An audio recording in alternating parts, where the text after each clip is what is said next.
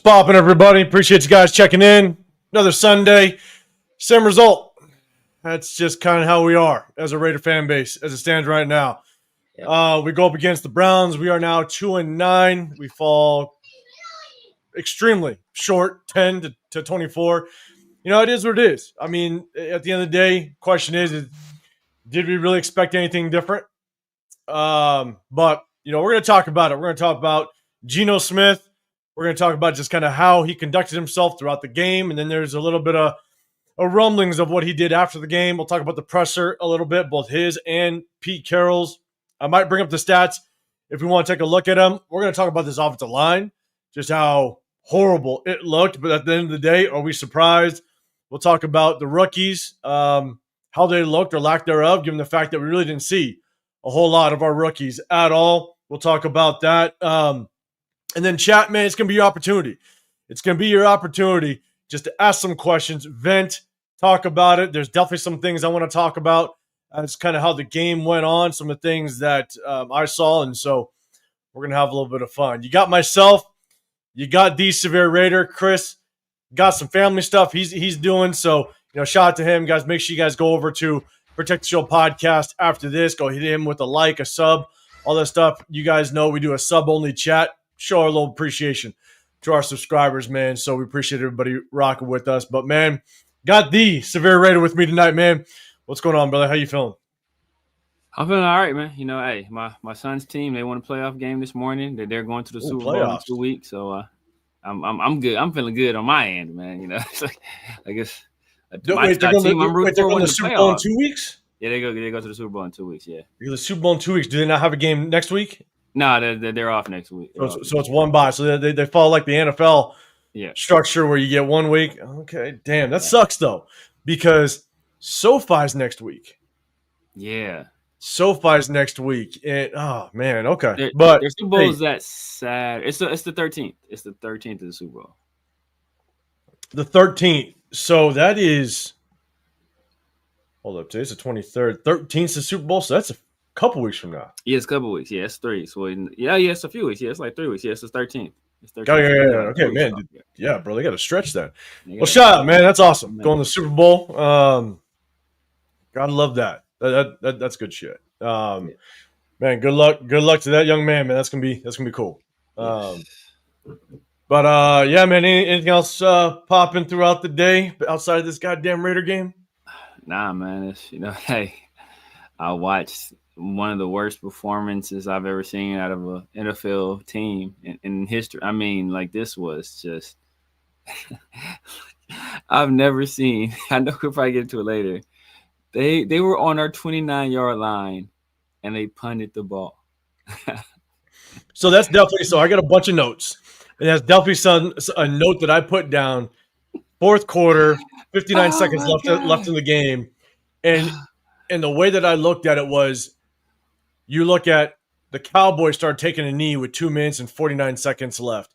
Yep. The Chiefs took a knee with 2 minutes and 30-something seconds left. Yeah.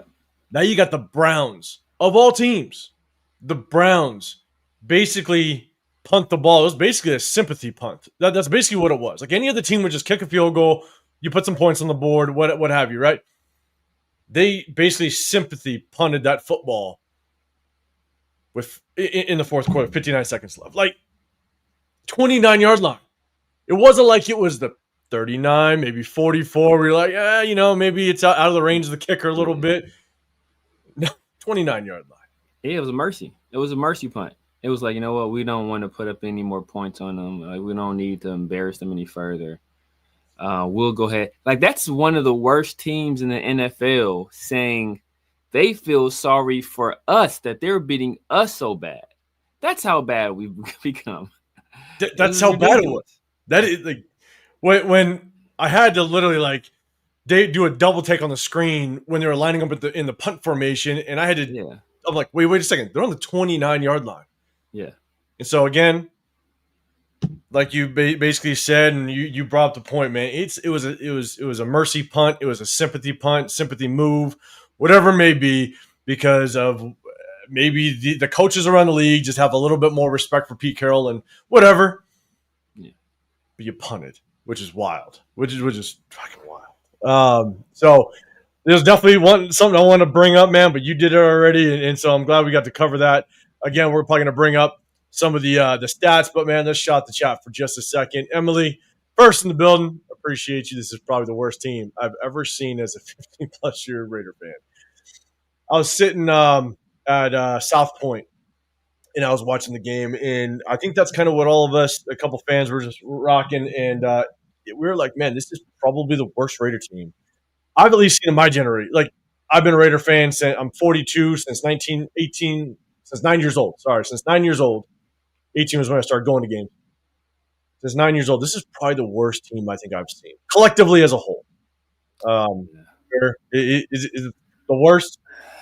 It's between this team and the Art Shell 2.0 bed and breakfast team. That team was pretty horrendous. I know. At least this team, we have like an elite player, 2 elite players. We got Brock and we got Max. I can't think of one elite player that was on that Art Shell team. God. Like, this is just Marcus Russell was quarterback, right? Marcus Russell at quarterback. Like, it was yeah. Like, I can't remember anybody. Oh, do we have Namdi? Did we have Namdi back then? God, was that the Namdi year? I think we had Namdi. Maybe. Yeah, I think we did. Namdi. But yeah, man, maybe we should do a start and bench them, cut them from all these goddamn teams. But maybe Derek Burgess. Okay, and Derek Burgess was a bad man too. He's a bad I mean, man, not like elite, but he was a bad man. He was respectable, at least. Yeah. Marcus Banks, what's going on in the building? Appreciate you, Eduardo, as well. What's happening? Brandon in the building. Appreciate y'all rocking with us. Ja Raider as well. Raider Menace, what is going on, man? LS, appreciate you always rocking with us. Daniel Kim in the building as well. Good seeing you. Art White, what's happening? Jason Downs in the building. Good seeing you, brother. Mike, what's going on? We got D-Mokes. What is happening? What is going on? Let's see. MG's in the building as well. Appreciate you. Yes. LS saying congrats to Lil Severe. Yes, man. It's going to be good. Man, Coach, John in the building. You know what, Severe? You're right about firing coaches too quick. We should definitely stay with Carroll for at least 2 more years. You out of your mind. We're going to talk about it. Sorry, he's being sarcastic. But let me ask you this, Coach. Since we fired Josh McDaniels early, has things gotten better or has things gotten worse? It's a quick question. One of the reasons it's gotten worse is because we've progressively gotten worse candidates. We've progressively gotten worse candidates because we continue to fire guys too early and nobody wants the job. At some point, you got to take your medicine and bite the bullet and say, you know what? We got to let this run its course. And then once people see, like, you know what? We are stable enough of a place where they won't get booted out the door at the first sign of trouble, then maybe they'll trust in the front office and say, you know what, I can possibly build there. But if we keep giving guys 1 year to fix things and then kicking them out the door, nobody's going to want to take that leap of faith to come here and attempt to fix it because they know they won't be given the right amount of time or the right amount of leash to actually do the things that need to be done to fix the team. So we're going to talk about that. We're going to talk about that kind of towards the tail end. We're going to bring that topic back up. LS, you're saying I'm still waiting for Laki Tassi to come out at center. Man, unfortunately, just with this coaching staff, looks like it might be taking a while. Kevin Larker, what's going on, man? Appreciate you popping in here as well. Let's see. Huey, what's going on? I see you in the building saying what's up to everybody. Appreciate you, man. Let's see. Plethora Black. I think I pronounced that right. Appreciate you. Forsyth versus Garrett 1v1 makes no sense. We're going to talk about that as well. Appreciate you. What up, Raph, man? Appreciate you throwing out a super chat, man. What is going on? It was another disaster performance. We will still have no defense on the team. What the fuck? Also, great content. Appreciate you, man. Appreciate you, Kevin. It was a disaster performance, man. We're about to jump into it, man. I appreciate you. Let's see. Be easy. What's going on, man? Good seeing you here as well. I think we see, man. One thing I will say, and I'll start starting the rest of them, man. It's a tough season. We appreciate everybody that still rocks with us. I know, even coming on here just to even talk about the Raiders, it sounds like we're just a broken record. We constantly just repeat ourselves on what's wrong with this team. And we basically rock out on Saturday on a Sunday, and we continue to see the things that are wrong. And so we sound like a broken record, but we appreciate everybody that rocks with us. You keep just tapping in, man. We can't say thank you enough. One thing that we do is we do a sub-only chat. It just shows a little bit of appreciation to the subscribers. So if you want to be included in the chat, hit that sub button. Just one way to show our appreciation. And shout out to all the members, the members that rock out with us. We definitely appreciate you all, as well as and the super chats, man. Just like Raf just did, man. You guys go. Shout out to Raf, man. I know, Raf. There was a couple lives you've done over the weekend, man. I tried to tap in, say what's up. Got to definitely go over there, man. I think you've been doing a lot more lives lately, man. Shout out to you. But I appreciate you rocking, man. All right. So start a couple more, but we're going to get to the rest of the chat in just a second. Let's start out with the first one. All right. I know there's so many different things we could talk about, right? We got quarterback, offensive line, all this stuff before we really dive into the weeds of it. The flow of offense. One of the things that I noticed is we tried to get the running game going a little bit, but the thing is that Gino Smith, in a close game, back in the past, when the game starts getting out of hand, and now we're down by 3 scores, we're down by 4 scores, you know, we got to air this thing out. You now got to protect the play clock, the game clock, and so you have a little bit of an excuse as to why Gino Smith throws the ball 50 times a game. Yeah. This was a close game from start to finish. And Gino Smith ended up throwing the ball 44 times. He was 285 yards. A lot of that was kind of, I want to say at least 80 yards of that was in the garbage time. Yeah. 1 touchdown. He didn't throw a pick, which was shocking. But, you know, Severe, man, in chat, let me know. What's your thoughts? Gino Smith throwing the ball 44 times, man. What do you think that means just with Chip Kelly and his mindset with this offense and really just not being able to kind of get Jeanty the ball on the ground a little bit in a close game? In a close game, mind you. So I'll say this, because we did get down 2 touchdowns fairly early.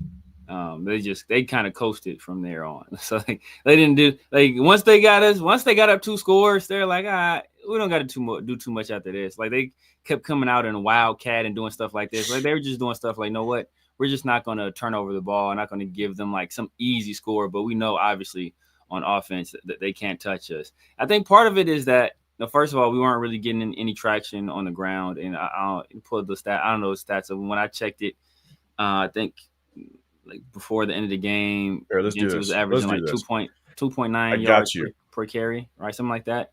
And so we weren't having much success there. We weren't having much success through the air either, but there were opportunities for success through the air. Gino missed a few.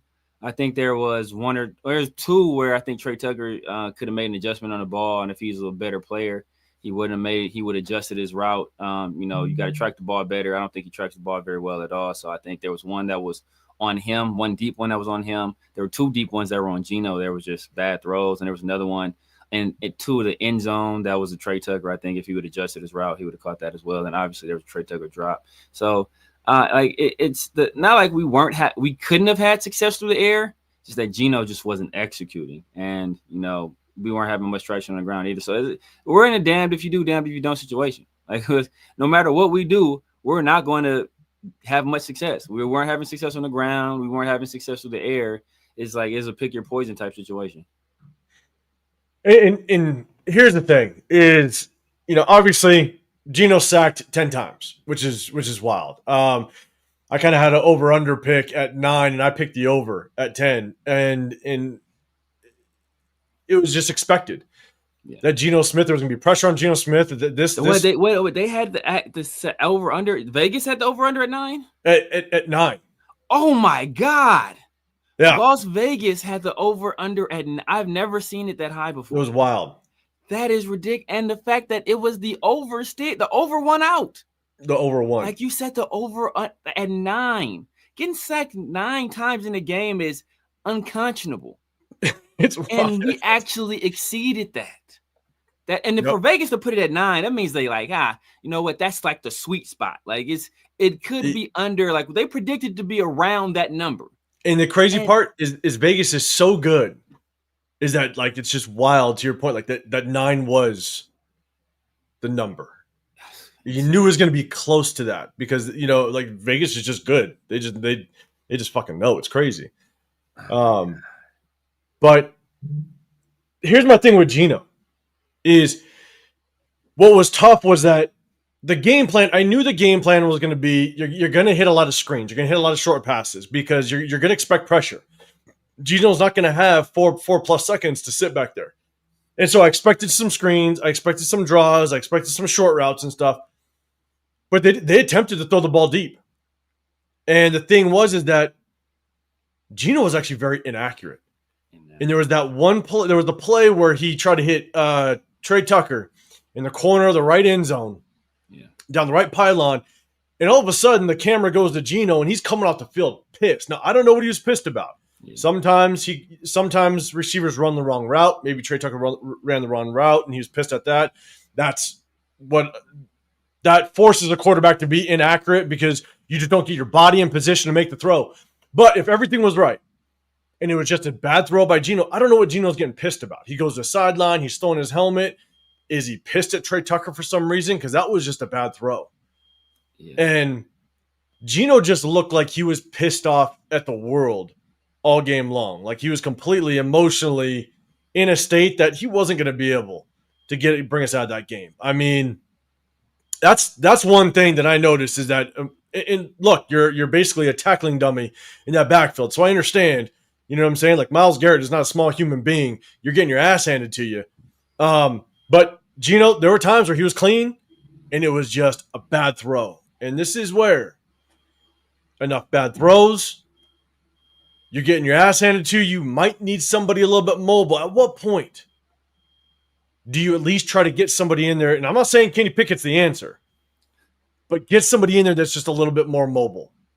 And then it goes to my next point is why the hell weren't we trying to roll Gino out more? Why weren't we trying to move the pocket more?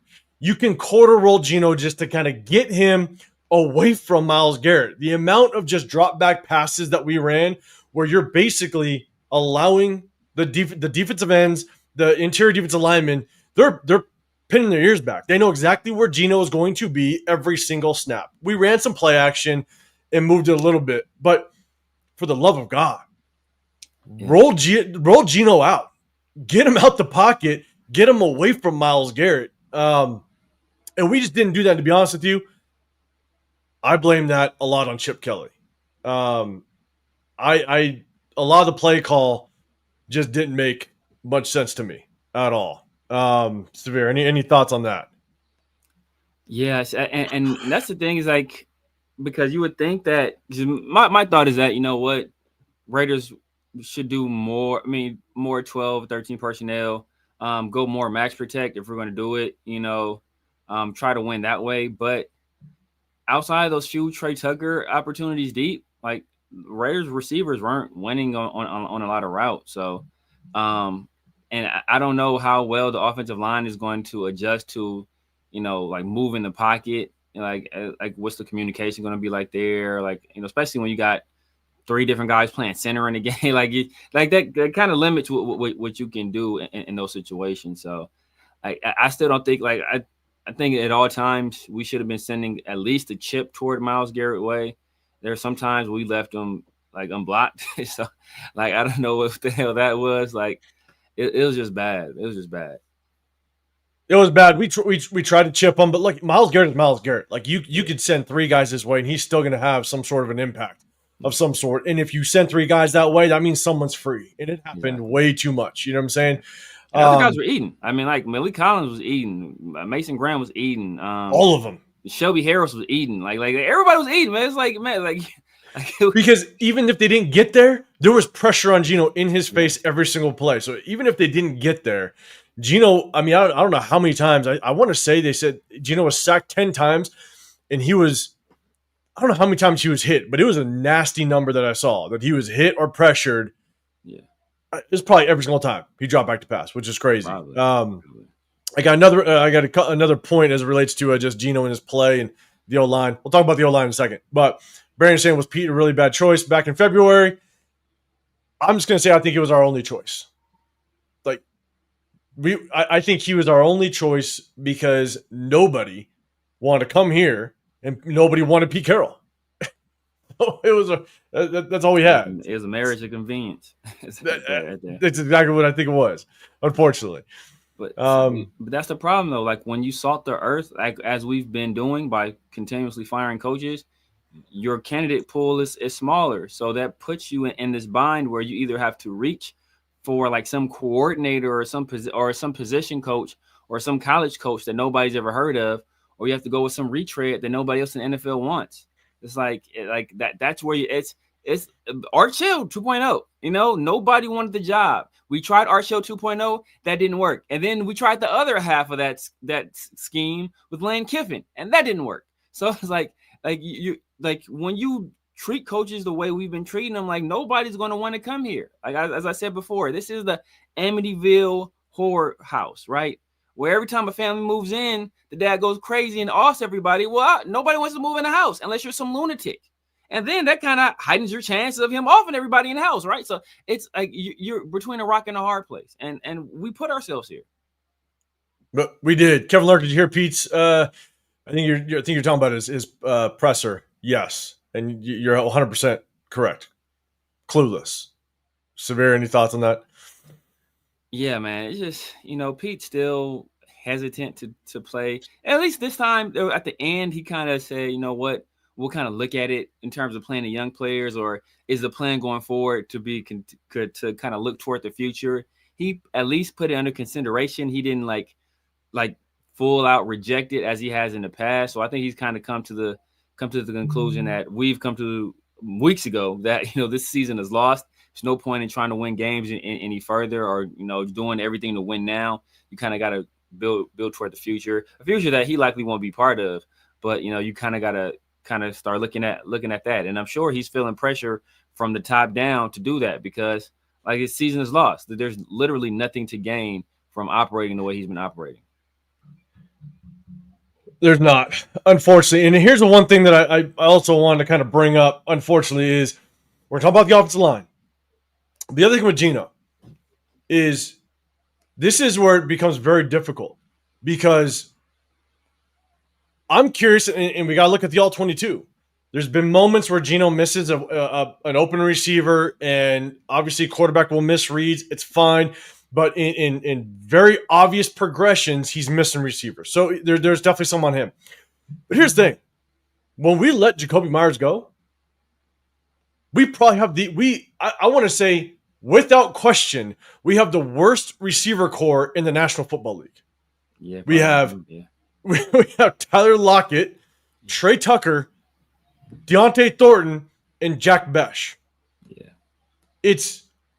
I would bet money that we have the worst receiver core in the National Football League.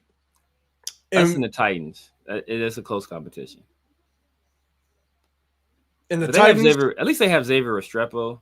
So it's like, you kind of, maybe you can kind of. I think I'm my Florida guy over there. I don't know how well he's doing. Shamir Dyke. I like him. Oh, yeah. He's out of Florida. I liked him. I think he's good in special teams. Yeah, he's more of a special teams guy. But this is where it's tough. Even though we were trying to feed Brock Bowers and stuff, what we're going to start to find, and I said this months ago when the talk of Jakobi Meyers being traded was, now this allows defenses the flexibility to take your number one corner and lock up Brock Bowers. And tight ends aren't meant to go against number one corners. Even though Brock Bowers is our number one receiver threat, which is fine, tight ends are still not meant to be locked up by number one corners. That's where you want them to be locked up by linebackers, safeties, slot corners, stuff like that, where you have that advantage. If you take a number one corner and lock them up with the tight end, there's a lot of times that corners are going to win that matchup, especially how tall and lengthy corners are nowadays. They're just too athletic for these tight ends. Yeah. Unless you're just a crazy, big, strong tight end that can muscle your way, like back in the day, like a Gronk. You know what I'm saying? Like Gronk could muscle his way around some number one tight ends. Bowers is a finesse tight end. Yeah. And so now it allows defenses to scheme and more often than not take their number one corner and press Brock all day. And that's going to make it a very long day for Brock Bowers. So as much as Gino is having trouble and you're seeing him take sacks and stuff like that, you also got to know there's probably not a whole lot downfield that's open at all. And when Chip Kelly, and this is another reason why I don't like the fact that Chip Kelly doesn't move the pocket or roll Gino out, is Gino can't throw the ball away when you're sitting in the pocket. You got to be outside the tackle box. Yeah. So if you're not rolling him out or at least giving him the option to throw the ball away, all Gino can do is take the sack all day long. Yeah. And we saw a mess of it today, which is wild. Daniel Kim, man, hey, we are not going to go to the game, but more than likely you might see us around the stadium. So, man, come say what's up to us. If you're going to be in around the area, man, hit us up for sure because we're going to be probably in around the area, but we're not going to the game. I'm not going to the game. So I don't think you're going to the game.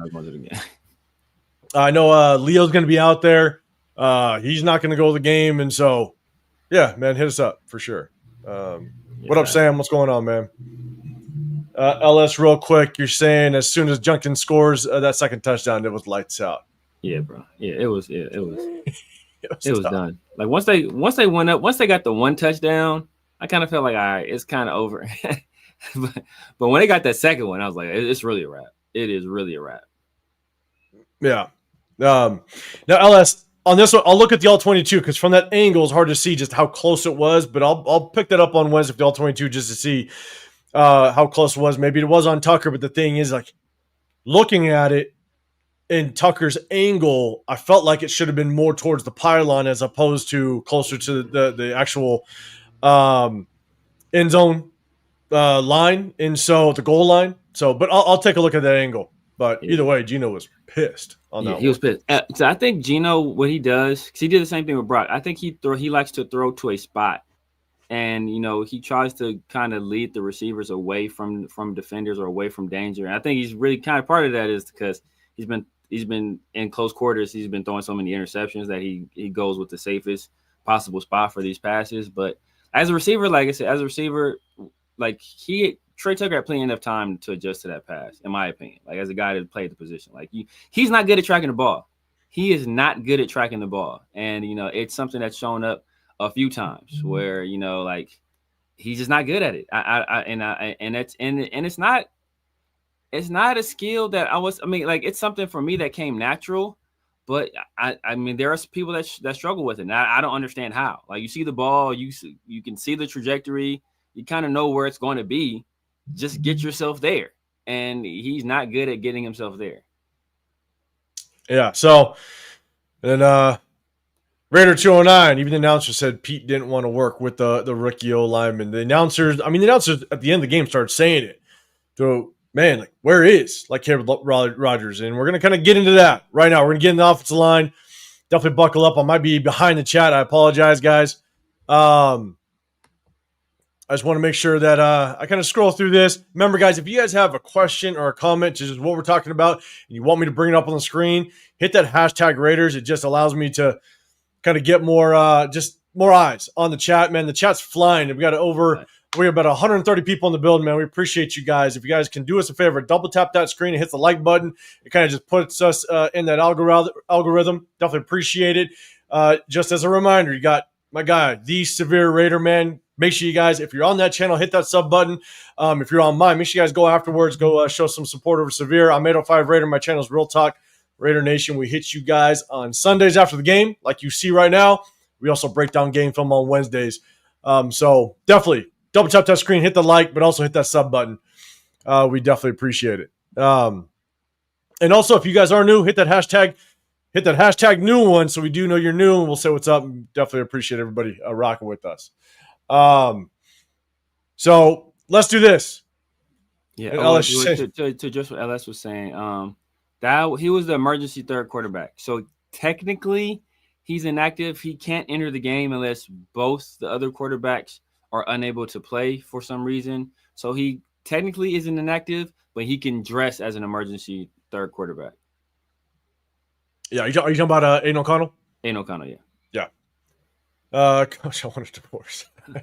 I get it. Hey, Raiders gonna take half your shit, so you want to do that? Exactly. Maybe we want to hang on for just a little bit. What up, Red Around? I appreciate everybody that's rocking with us. I agree, Dominique. I would have preferred that. But if we had done that, people would have been like, "Oh, why'd you go that? You had a Super Bowl winning coach that wanted to coach you guys. Why didn't you, So, like, it's when you don't have success, people will find ways on either side of it to kind of criticize you. So, like a perfect example is the whole Rich Bisaccia thing where we didn't hire Rich and people were like, oh my God, why didn't you hire the guy that did all the great stuff for you and that had the love of the locker room, had the momentum. So the next time we tried to course correct and we hired AP and I was like, oh, why'd you hire this Antonio Pierce guy when you had, Jim Harbaugh wanting to coach? So it's, like they'll find a way to criticize you either way if it doesn't work. At the end of the day, you just have to hire the guy that's going to do a good job. And we've been piss poor doing that since Gruden 1.0. I'm with you, Francis. Best play on the Raiders? Don't know, but we'll talk about the receivers in just a second. He moonlights as a wide receiver for the Raiders. Part-time gig. It's gig economy. Gig economy. So let's do this. Let's talk about the offensive line. And we're going to do this. Man, Anthony, you're saying Brendan Carroll's unit is deplorable. And here's the thing. We can go in so many directions with this. We've already talked about it in length. Chat, let me know. Hit that hashtag Raiders. Let me know what your thoughts are on the offensive line. Who's really at fault? But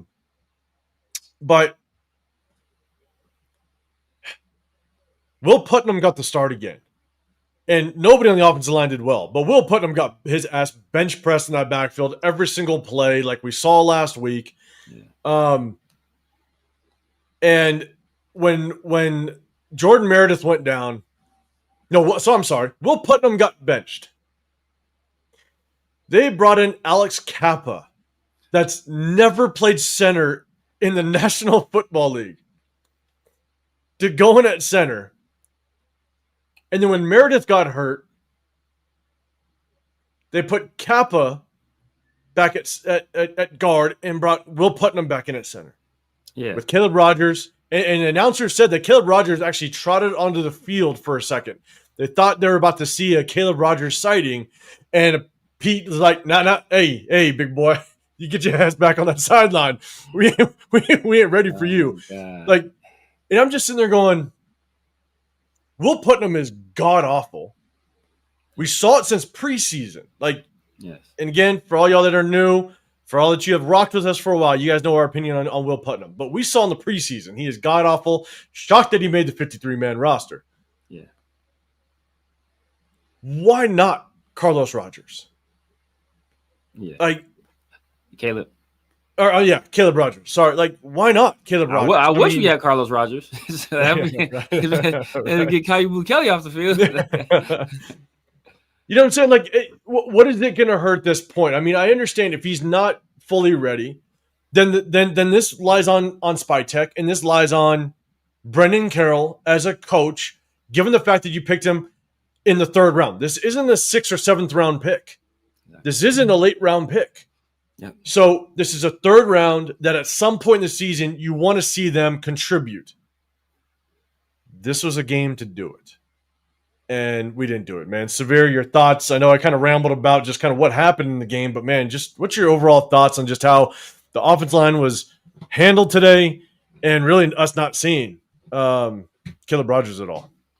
Yeah, man. When I saw that we were putting Alex Kappa at center, I bust out in uncontrollable hysterical laughter. I'm sure – to the people around me, they probably thought I was some kind of crazy person. They probably thought I was insane because I was just laughing my ass off. I was like, man, how are you going to put this guy in at center that's never played center in the NFL? And then I was like, well, that's exactly what we did week 1.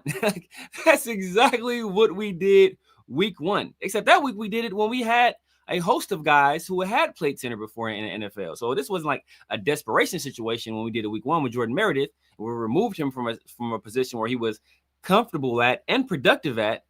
And we took a guy who prefers to play that position and moved him to a position he was uncomfortable at, right? This was a desperation move. So like us putting guys that never played center at the NFL level in at center, that's kind of our MO, all right? That's kind of what Pete Carroll's and Brendan Carroll's thing. This is the second time they've done it. It is. I got 2 things I'm going to pull up real quick, and we'll keep talking about the O-line for just a second. But QT, you're saying Gino made a few beautiful throws early in the game. There were some good throws. All the time I like it. Yeah. All the time I like it. I mean, I will say that one on the right sideline, that was beautiful. Over the defender, it was a beautiful throw. So he did make some. Unfortunately, yeah, one over the middle too. That was a dime as well. Yeah. And shout to our guy, my 2 cents. But like, he made some good throws. Unfortunately, there was a lot of bad throws, but I'm not going to take away the fact that, I mean, he was literally a ragdoll tackling dummy in that backfield, which I don't care who you are. No quarterback can really handle all that. That's why we're going to talk about the O-line. But you're right. Definitely made a couple good throws early. I won't take that away from him. And Raiders, we'll talk about that in just a second. We haven't fully talked about it, but we'll talk about it in just a second.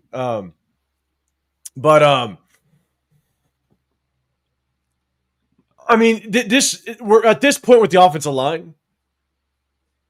It's so hard to understand where is the blame 100%. Is it because you can clearly throw blame at Brendan Carroll? You're not developing 2 third-round draft picks. Caleb Rogers, Charles Grant. Yeah. Like, you're not developing, right? And on the flip side, if you're trying to develop them, and I think the overall consensus is that Brendan Carroll is not a very good offensive line coach. And is it Spytech? Spytech, did you fail by picking up 2 guys that are just not worthy of a third round? That's the biggest thing, right? Maybe next year, another off season, and maybe let's say, Caleb Rogers does well next year. That's fine. It remains to be seen. But damn, do you pick them in the 3rd round? You would hope 3rd rounders are starters at some point throughout the season. And right now, you have Will Putnam and Caleb Rogers, or and Alex Kappa getting the rotation. Dylan Parham in there. Even with, you guys know how I feel about Jordan Meredith. I think we've screwed over Jordan Meredith. With the play that we have, where do you 100% place the blame? And I'll be honest, I have no clue where to throw it. And right now, everything just looks like trash decisions. Yeah. Where we lie. Yeah. So, I on last Thursday, we had Marcus from Tape Don't Lie on our show on Around the Shield. And he was saying that initially he was putting the blame on Chip Kelly. And then he said he spoke to somebody close to the situation. He says all Pete Carroll. The offensive line moves, all the switching, all of that stuff. It's all Pete. He essentially said that since week 4, Pete Carroll has basically commandeered everything offensively, everything, like the entire team. Like he took over the entire offense since week 4 on. It's been essentially doing stuff that Pete Carroll wants to do, and that the decisions of the offensive line, they rest at the feet of Pete Carroll, and I'm assuming in collaboration with Brendan Carroll. But he did say that the running scheme that was Chip Kelly's doing. It's like he's running stuff. He's running at Oregon, from like 15 years ago. So he said the running scheme, is that's Chip Kelly's, like, but the decisions in terms of personnel, all that stuff is Pete. Oh, that's tough because, like you said, in conjunction with, in collaboration with Brendan Carroll, they're probably sitting at dinner, sitting there going, man, let's shuffle up this offensive line as much as we possibly can. It's just like, this is where we sit, and this is where we've dug ourselves such a deep hole, is where do we go from here? That's the tough part, this is the coaching staff that we have. And where do we go from here if this continues? in the way that it's going. And real quick, Raiders 98, you put it up there. Did we talk about Gino flipping off? If you guys didn't see it, Severe, he sent it over to me. There's footage of Gino Smith after the game exiting the field, basically flipping off the Raider fan base going into the tunnel. Yeah. And, you know, this is just, if you just take that for what it is, and there's footage of it, so it did happen. If you take it for what it is, it's like, look, this all ties to the head coach. The head coach brought this guy in, and this is this guy's demeanor. I don't even know what his rapport is with that locker room right now. I have no clue. And is this a guy, if we keep Pete Carroll, there's a damn good chance Gino Smith is coming along for the ride. Do we want Gino Smith to continue to be in this locker room? And do the players lose respect for Pete Carroll for continuing to ride with Gino Smith? This is the situation we now have to ask ourselves. Is this about to happen? Severe, what's your thoughts on Gino flipping off the crowd? I'm of two minds on this, right? You know, obviously you're the quarterback of an NFL franchise. You know, it's on one of 32 jobs. You're supposed to be the face of the franchise. You know, your image and what you do kind of reflects upon the organization and the team. And you obviously would like it, you know, that relationship between the fan base and your starting quarterback to be a positive one. Obviously, Gino's play this year hasn't led it to be that, you know, and that's on Gino. But on the other side, I don't care how bad I'm playing. If somebody crosses the line from calling out my play to talking about me personally, then it's F you too. As I am. Hey, if you're hey, Severe, you suck, and you're the worst podcast ever, cool. Ever Severe, F you, and you're a piece. Okay, now it's F you back. Now you take it to another level. Now we're going to engage on that other level. And I'm going to, I'm not one of those people. I'm not one of those, like, I know, like, Michelle Obama had those ones, you know, like, when they go low, we go high. Nah, bro, you go low, I'm dragging you to hell.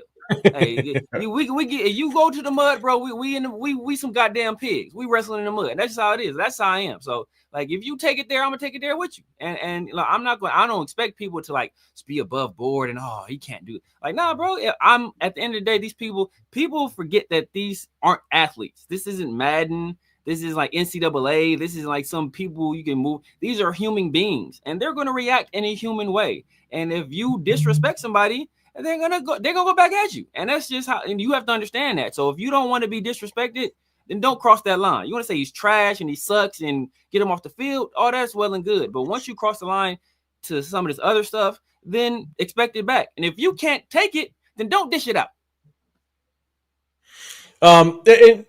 Severe, you actually make a good point, because here's the thing, and I always kind of relate it to basketball.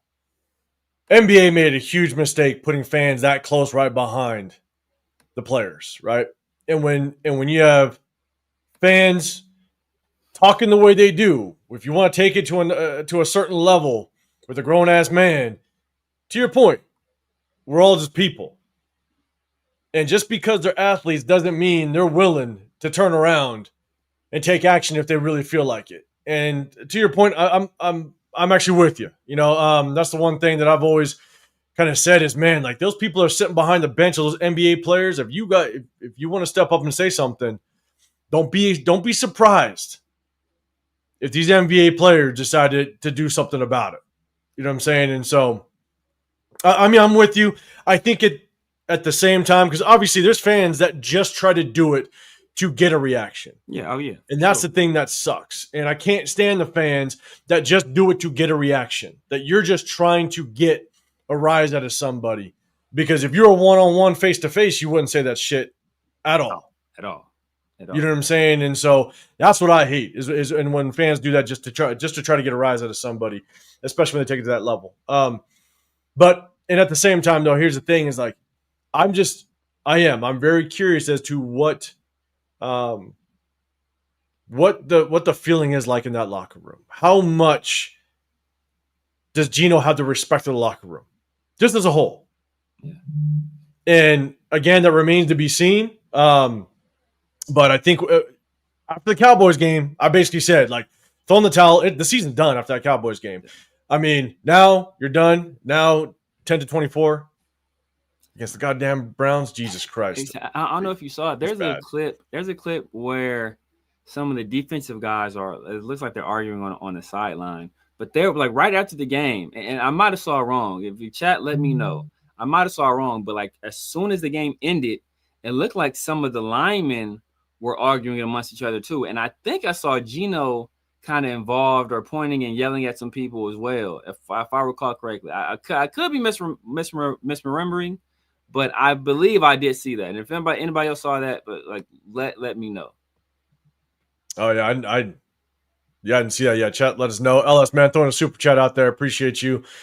You're saying this is easily the most dislikable Raiders team from top to bottom I've personally ever seen. Chip Kelly fired during the week. Carlson cut candidate. Severe, take it, man. Chip Kelly probably should be fired. Yeah, tomorrow morning. We should get it. We should get an announcement. Depending on what Pete Carroll wants to do the rest of this year. He might just want to finish this year out.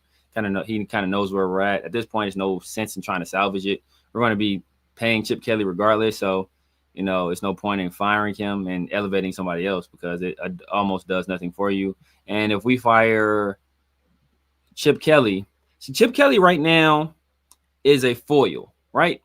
That's what they call it in the movie. He's a foil because what Chip Kelly does is he's already dislikable, right? He's already like a lightning rod among the fan base. People just came in not liking him for the most part because of what he did, because of how he handled things in Philadelphia.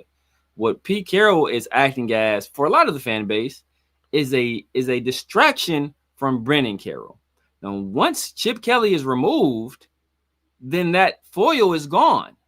So the next logical person you're going to focus all your attention on is Brennan Carroll. And does Pete Carroll want that type of attention on Brennan Carroll? Because he's already done what he can to hoist attention toward Chip Kelly. Earlier in the season, when he asked about Ashton Jeanty not running the ball, he said, "Oh, you know what? I don't call the plays." And then this past week, against the Cowboys game, offensive line couldn't get any pass blocking going at all. He said, "Oh, that was my decision to run the heavy play action. That was on me." So he's done what he can to keep as much blame away from Brennan as possible and to throw blame at Chip Kelly when possible. And so here's how much it's so hard to really determine and know, you let go of Chip Kelly, then really any successor that if Pete Carroll can find any type of success, because he's so old, you would hope that there's somebody in this building that's going to continue to take over this team, and then that would leave Patrick Graham if Chip Kelly goes, right? Because the thing is that if Pete Carroll ends up resigning, retiring, whatever, we let him go, and then we don't bring in anybody that's in this building, guess what? Time for rebuild. The next coach is going to want to bring in all their own people. Yeah. And so then the Pete Carroll experiment was for nothing. Yeah. And so the problem is if we start firing coaches, oh God, we're done. Like, you might as well let Pete Carroll go at the same time. I mean, I don't want to get in that conversation just yet, but it's like you have nobody to take on any momentum that Pete Carroll can muster up if he does at all, which sucks because then the experiment's done. Carlson cut candidate. Not mid-season, end of the year. I think it's the end of his contract. I don't think you got to cut him. You just kind of let him walk. Unfortunately, Carlson it's a done deal for him. Unfortunately. If you didn't do it early in the year with him, there's no point in doing it now because you're not competing for anything. So maybe you let him, keep kicking. Maybe he can kind of kick himself out of this rut, and you can see what he does down the stretch. Maybe he's worth keeping at that point. But if he doesn't, as you said, we just let him walk. And it's easy. It's better if you let guys end their contracts and leave. I don't know how much a kicker is going to help in terms of comp picks, but when you cut a guy, that doesn't help you in terms of comp picks. So it's easy. It's better for you to let those guys' contract run out and hit free agency because that adds into that formula and it helps you get those comp picks. Yeah, 100%. Anthony, who's developing any of our rookie class, period? That's a damn good question. I jokingly shot a video to my guys, so Chris and Severe, and they're saying instead of all of us saying generational pick at number 6, they basically said it was just two independent guys talking about all of football, all of the NFL, not just Raiders, but they basically ran over the Raiders' current draft class of this year. And the first comments out of one of the guys' mouths was, "This could be generationally a bad draft class." And it's like, Jesus Christ, they just use generational, that term, in a whole different meaning towards us. A whole different way. It's brutal. I don't know who's developing this. Who knows who's developing this rookie class? Because there's not a whole lot of development as we can see at this point, man. Yeah, at all. Hummer's going to saying this is Spytech versus Pete. Remember movie Moneyball, coaches against manager? There's been rumors, or at least reports, that there is some button heads. So, especially with the whole Jacoby thing. So, Yeah. How true it is, not sure, but wouldn't be surprised. House Junkies, real quick. So, is it time for PC to leave for poor decision making? We'll talk about at the end. We'll get into that. But real quick, we talked about the offensive line. Just to kind of end it, the one thing I will say is, and we pointed out multiple times, is the offensive line is bad. Don't get me wrong. Our tight end work is horrible as well. Yeah. The amount of times where I saw Ian Thomas, there was a blitzing linebacker coming inside the tackle. Ian Thomas was supposed to actually pick up the inside blitzer. Doesn't even see him. Bang. Gino gets sacked. Like, we've shown it to where Ian Thomas struggles with blocking. Michael Mayer struggles with blocking. Brock Bowers is not a good blocker. We are bad across the board. Yeah. And this is where it's like, I don't even know where you can't single out one aspect. And we're just talking about offense right now, because we could talk about defense a little bit, but you can't point out one aspect of our offense and go, man, that's where we need to improve. Everywhere. It's like every single spot. It's like Brock Bowers, okay, as a pass catcher, without question, he's solid. He's got to learn how to block better, but we all knew that wasn't necessarily his MO. But holy shit, on this offense, you could point at literally every single position and go, damn, we need some work. Even like, I understand the whole Jeanty talk, and we could talk about Jeanty, looking at his stats.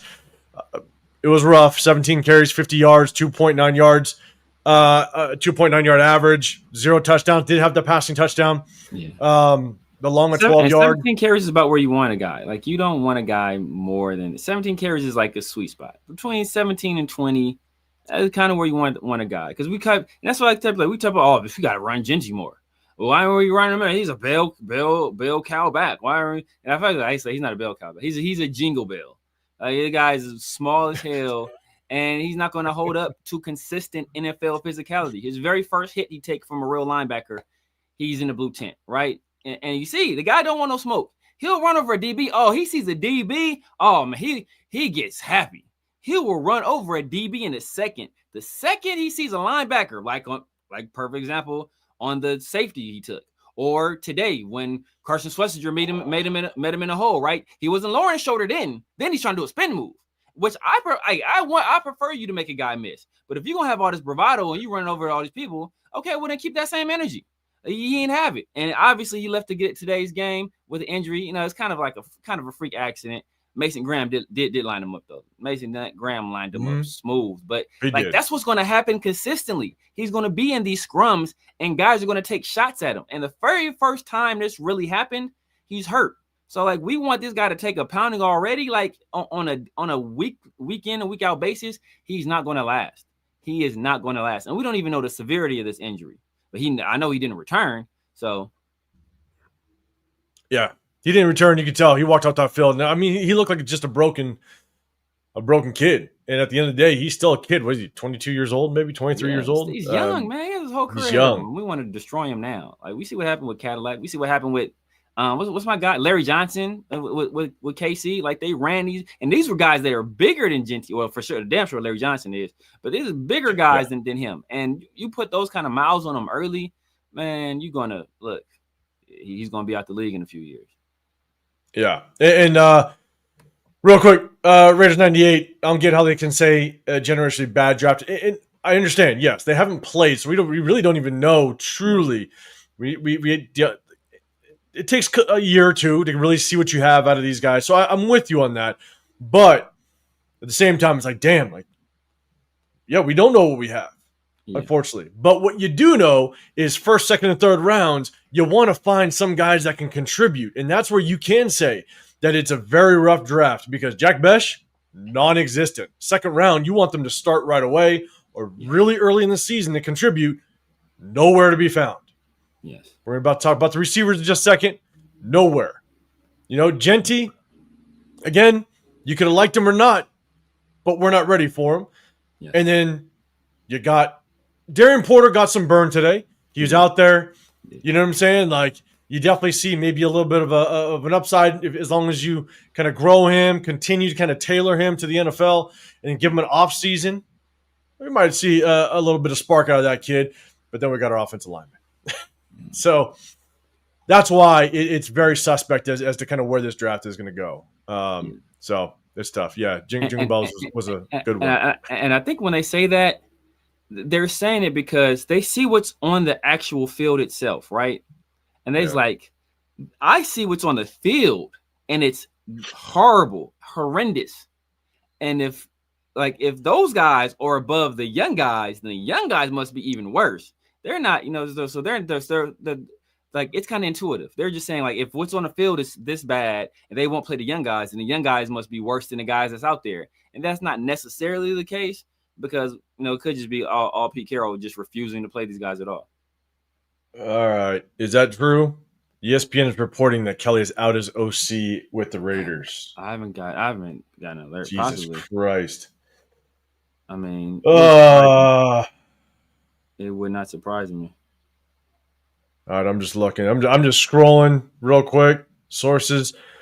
Per Adam Schefter, sources, Chip Kelly is out as Raiders offensive coordinator. We're a mess. Oh, man, it's about to. We're a mess. Yeah. Like whether you thought Chip Kelly was good, like no one was saying it was good, like bad or the problem. Now, I think the overall plan is going to shit because here's my thing. Is that I'm going to kind of go up to the big screen. Sorry. Screw these stats. Now we got something else to talk about. Here's my thing. The only way that Pete Carroll at 74 years old was going to work out was if he planned his successor. But, Severe. God damn it, Severe. Huh? God damn it, Severe. Something you mentioned. God damn it. Let's see what happens. Holy, because I think you guys said Greg Olsen would be the logical choice. I can see that. Because when we talked about that, I said that would be the logical choice. Severe, just let everybody know, the 173 people in the building, appreciate you guys. Double tap that screen. Let us know who you think might be called up to be the interim offensive coordinator. Oh, the guy that could be called up to be the interim offensive coordinator. He's a guy that has a very close working relationship with Pete Carroll. He worked with them for years now. Basically his entire life. He's worked with Pete Carroll. It is Brennan Carroll, the guy who was, and that's what, usually when guys are in that position, you get the position of run game coordinator. That's a valuable position. Like that is a valuable, or passing game coordinator. That as well is a valuable position because you're actually like game planning and you're putting a game plan together and you're putting in plays to be called during the actual game. So you give that menu to the play caller for him to call. That is your job. You scout the opposing defense in his case, and you put together the menu and you give that to the play caller and he executes it. So that's already, so he's already doing part of the job. So the next logical step is to just, hey, I just take on full responsibilities. And we have several. We already have an assistant offensive line coach. Guess what? Who worked with Pete Carroll in Seattle, and we have Joe Philbin, who is essentially a pseudo assistant offensive line coach, and who was basically that same role with us in the past as well. So like we already have those other positions kind of filled in, so we can take Brendan Carroll out of the offensive line coach role and just have him fully commit to being an offensive coordinator. And it'll be a little bit more seamless than taking Greg Olsen away from being a QB coach.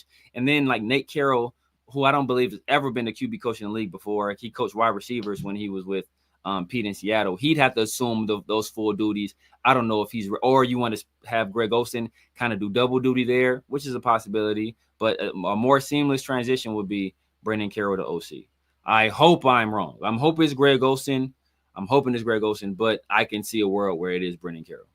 And Alec M, it's like I'm with you. Like Greg Olsen never wanted him to be an offensive coordinator. Not saying he'd be a good offensive coordinator, right? Like he's been a quarterback coach for the majority of his career. Obviously, he's had his stints, obviously with us and Derek Carr. Derek Carr's first year, right? So, like, not saying that Greg Olsen would be a good offensive coordinator, but that would be the natural progression if Chip Kelly was released. It would be the natural choice because of Greg Olsen's experience as an offensive coordinator.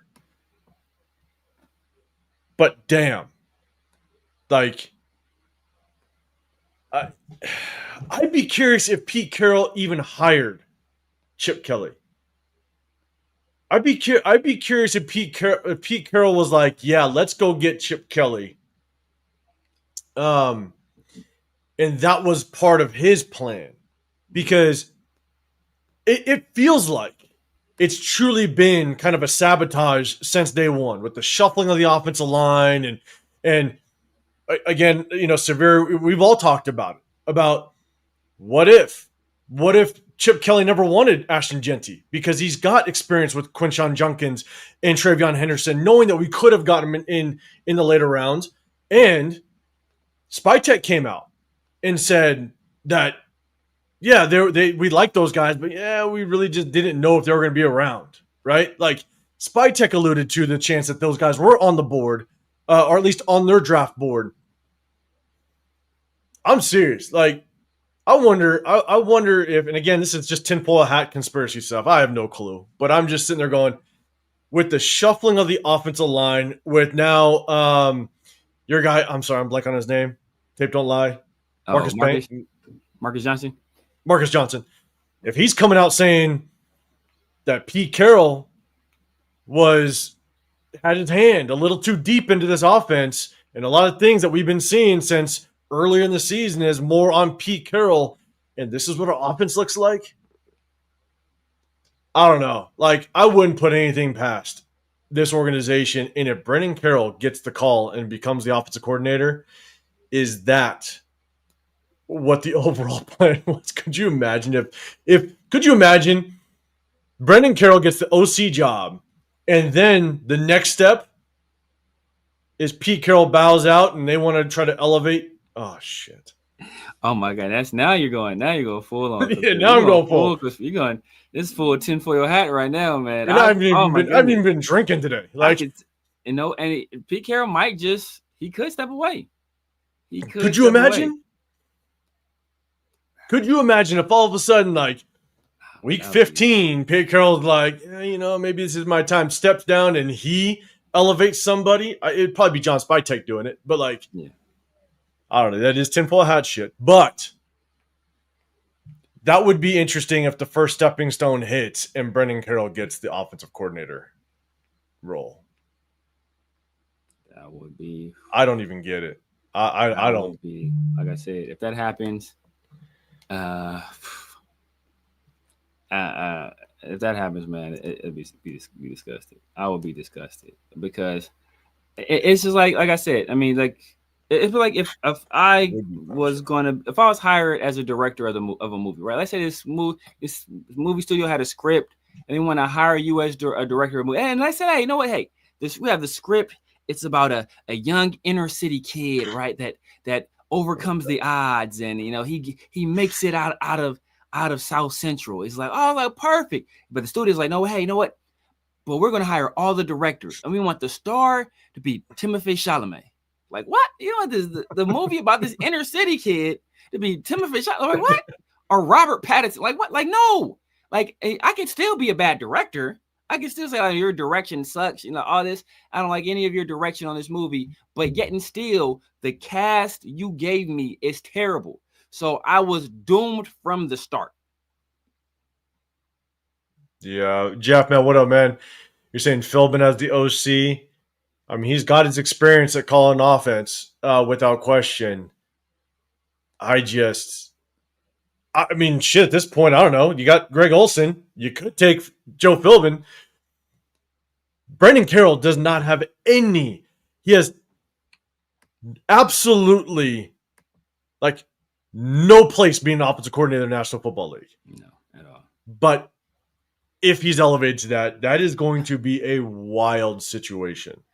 And what's crazy is that I did some research because because I would say we did. I guess I did the show with Tape Don't Lie with Marcus, and he was like, oh, you know what? Yeah. He was saying that Brandon Carroll is not the guy that's really calling the run game. It's just Pete Carroll. It was Chip Kelly's run game or whatever. It's Chip Kelly. So I was like, you know what? Well, he's like, and he's doing stuff. He was doing it at Oregon and all this other stuff. So I was like, okay, well, let me look up what he's like. Oh, and he's like, when he was run game coordinator, when they had Chris Carson, it was actually pretty good. I was like, okay, well, let me look that up. Let me look it up. So I was after the fact. I was like, I looked it up. It was 2020.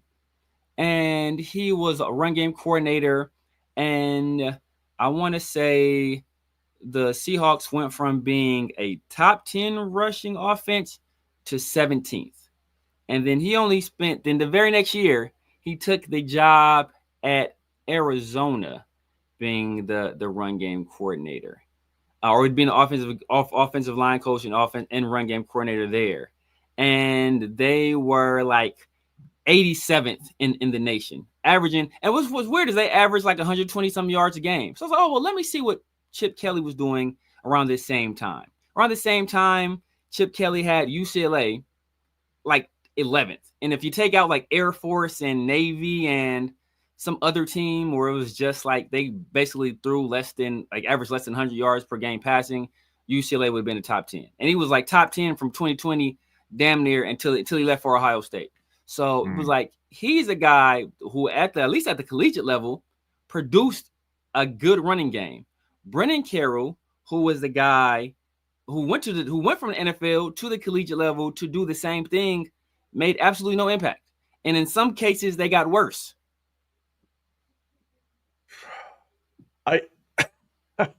We're gonna see. We're gonna see just moves that we hear tomorrow morning because they gotta elevate somebody. We'll probably hear first thing tomorrow morning.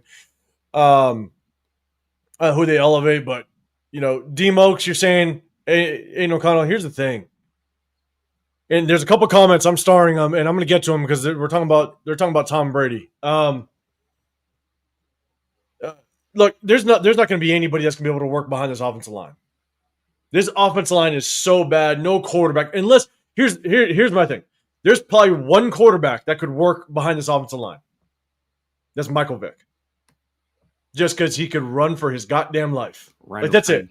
Like old school Randall Cunningham. Randall Cunningham. You know what I'm saying? Like those are probably the only two quarterbacks that could probably do something behind this offensive line because they would just could run for their life.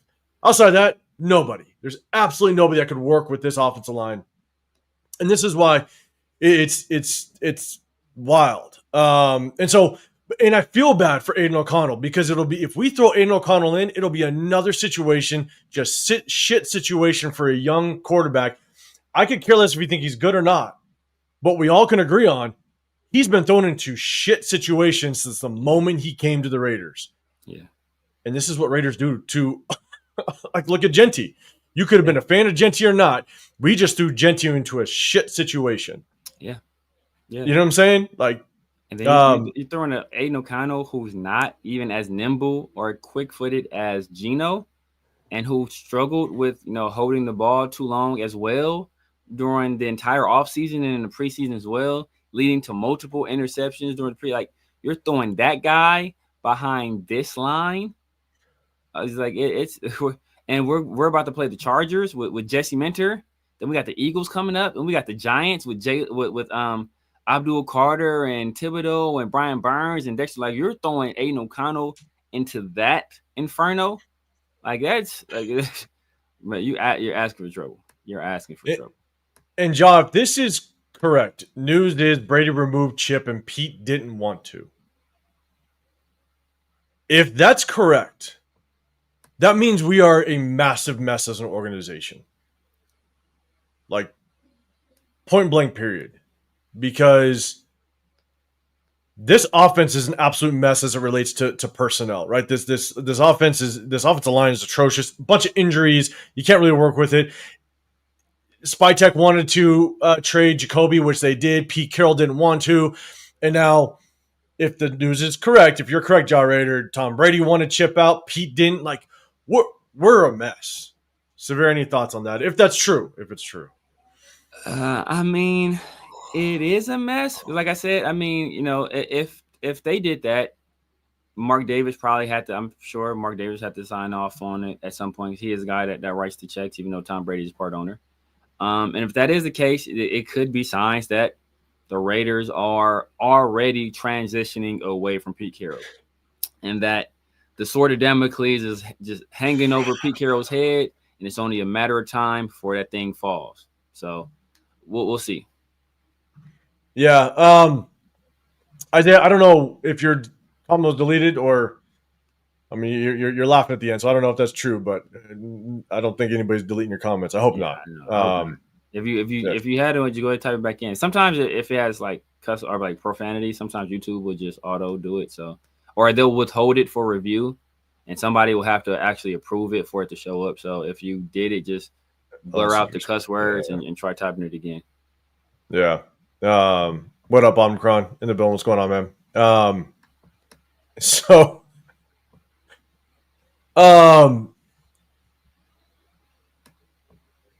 I appreciate it, Kevin Lurker.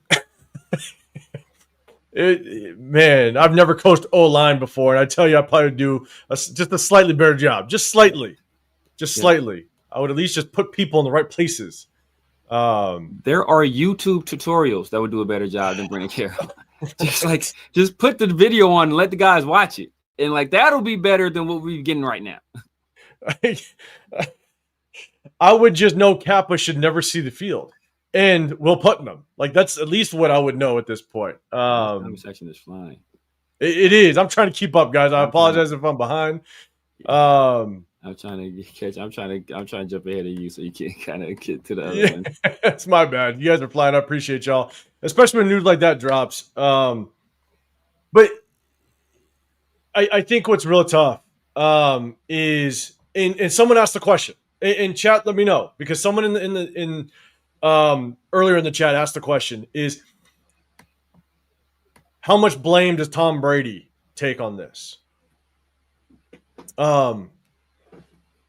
And my thing is I don't even know how much Tom Brady had an influence. I mean, we talked about all the things that supposedly was going on with Tom Brady in the offseason, right? Where he wanted Ben Johnson. They fired AP and Tom Telesco, rolled out the red carpet. Ben Johnson was like, hey, here's a sympathy or here's a respect interview. Bang, I'm out to the Bears. They ran into Matthew Stafford. He wanted Matthew Stafford. Didn't pan out. He leveraged us for more money. He wanted Cam Miller, apparently, supposedly. That hasn't worked out at all. It's like, so I don't even know what stamp Tom Brady has on this outside of financial help. Yeah. So I don't know. I don't know how much to blame Tom Brady. I don't know how much he's kind of working behind the scenes and how much he's got the ear of Mark Davis. But obviously we know him and Spytech, they're close. They're very close. And so I don't know. I honestly don't know. I did not have any expectations for Tom Brady because, look, he's a great player in his own right, but who knows how good of a manager position, he'd be able to conduct. How well that he'd be able to conduct himself in that position. I have no clue because he doesn't have experience. So I had no expectations, or did I think he'd do a good job? I don't know. But Severe, man, do you think Tom Brady plays a role in this at all? Just of how much of a mess this is. Oh, Severe, I think you're muted. All the cussing you're doing behind the scenes. I think Brady definitely plays a role. And why I think he plays a role is two things. I think, and it kind of happened back to back where, after the season, there was some indecisiveness or some slowness to we slowly made decisions, right? Obviously, talk about the AP thing that lingered out there for a little while. Then AP, he does the press conference, and then shortly thereafter, he's fired, right? I was like, well, if Mark that was crazy. To fire him, he would have just fired him, right? Like, what is he waiting for? What is he waiting for to fire this guy? And then we heard the reports that, hey, even though AP got fired, Tom Telesco is safe. I'm assuming those reports were coming from people who were already embedded in the Raider organization, who probably had close connections or had conversations and were privy to the thinking of Mark Davis. Shortly thereafter, Tom Telesco was fired as well. Why did these other reports come out? Who was saying that he would be kept? Now, possibly could be Tom Telesco's people putting that out there, and they just weren't in the know. But but usually when people go through with this stuff, like it's sourced multiple times. So it's not just coming from one person. It would have to come from multiple people. So that leads me to believe that there were people that were already in the building that were familiar with the thinking of Mark Davis that were saying Tom Telesco is going to be here. All of a sudden that changed.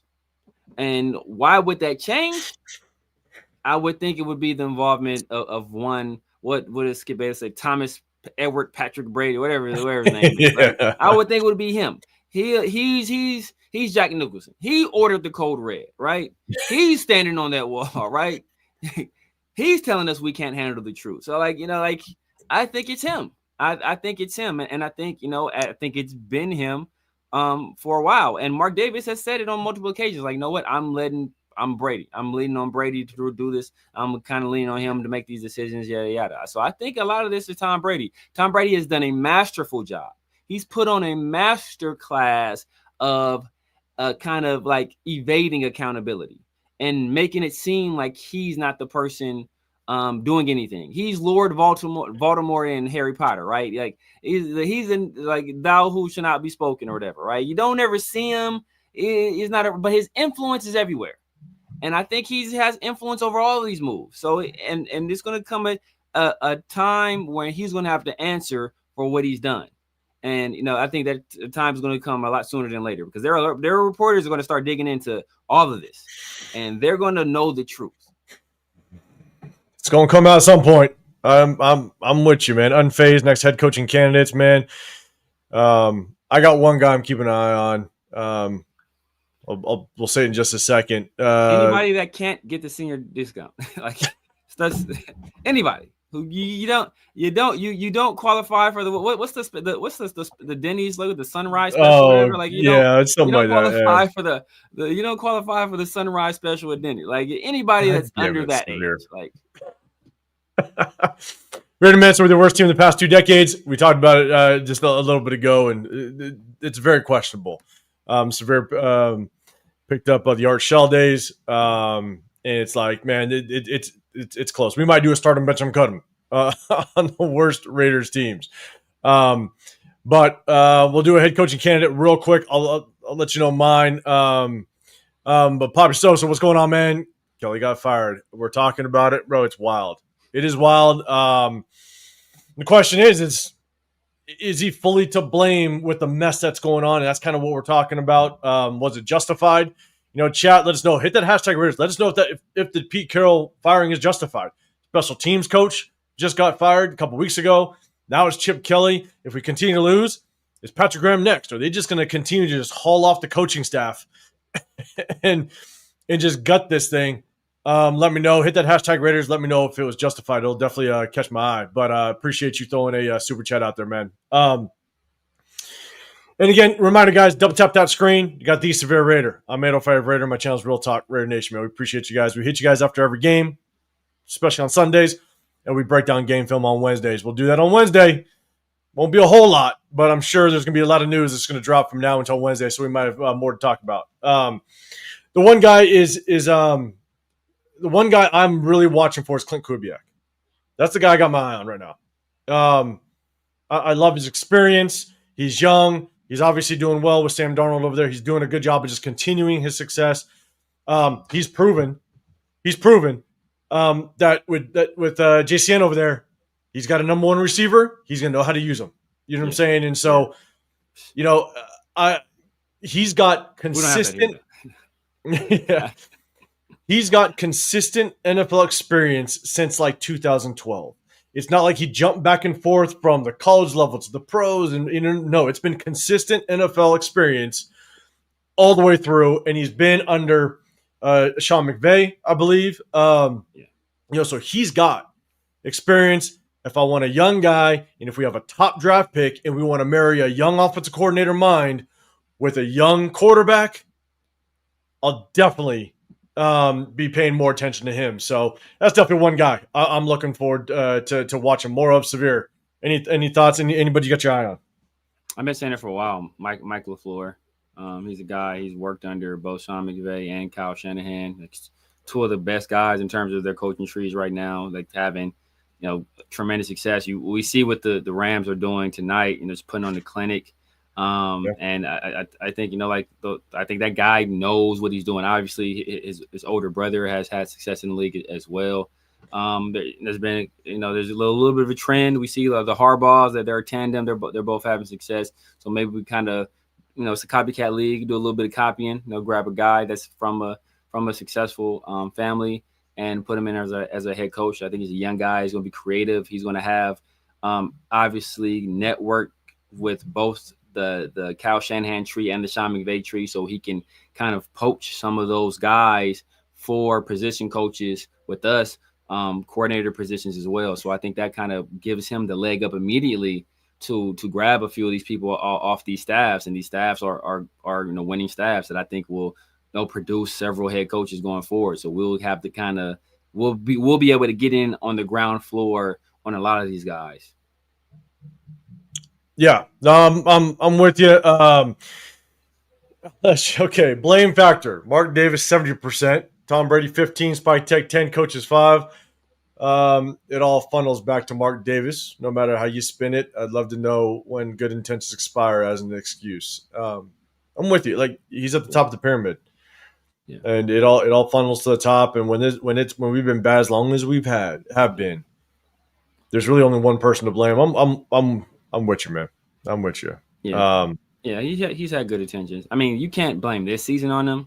You can blame everything leading up to this on him, essentially, because he was the guy at the point of the organization, even though he tried to hand it to other people. And I guess you can kind of blame it on him because he's choosing the people that are leading the organization. So kind of all goes back to him. But everybody wanted him to kind of take a hands-off approach, and he did that. Now everybody kind of wants him to step in and fire everybody. So it's like do you want him to not be involved, or you want him to be involved? You kind of got to make up your minds on that.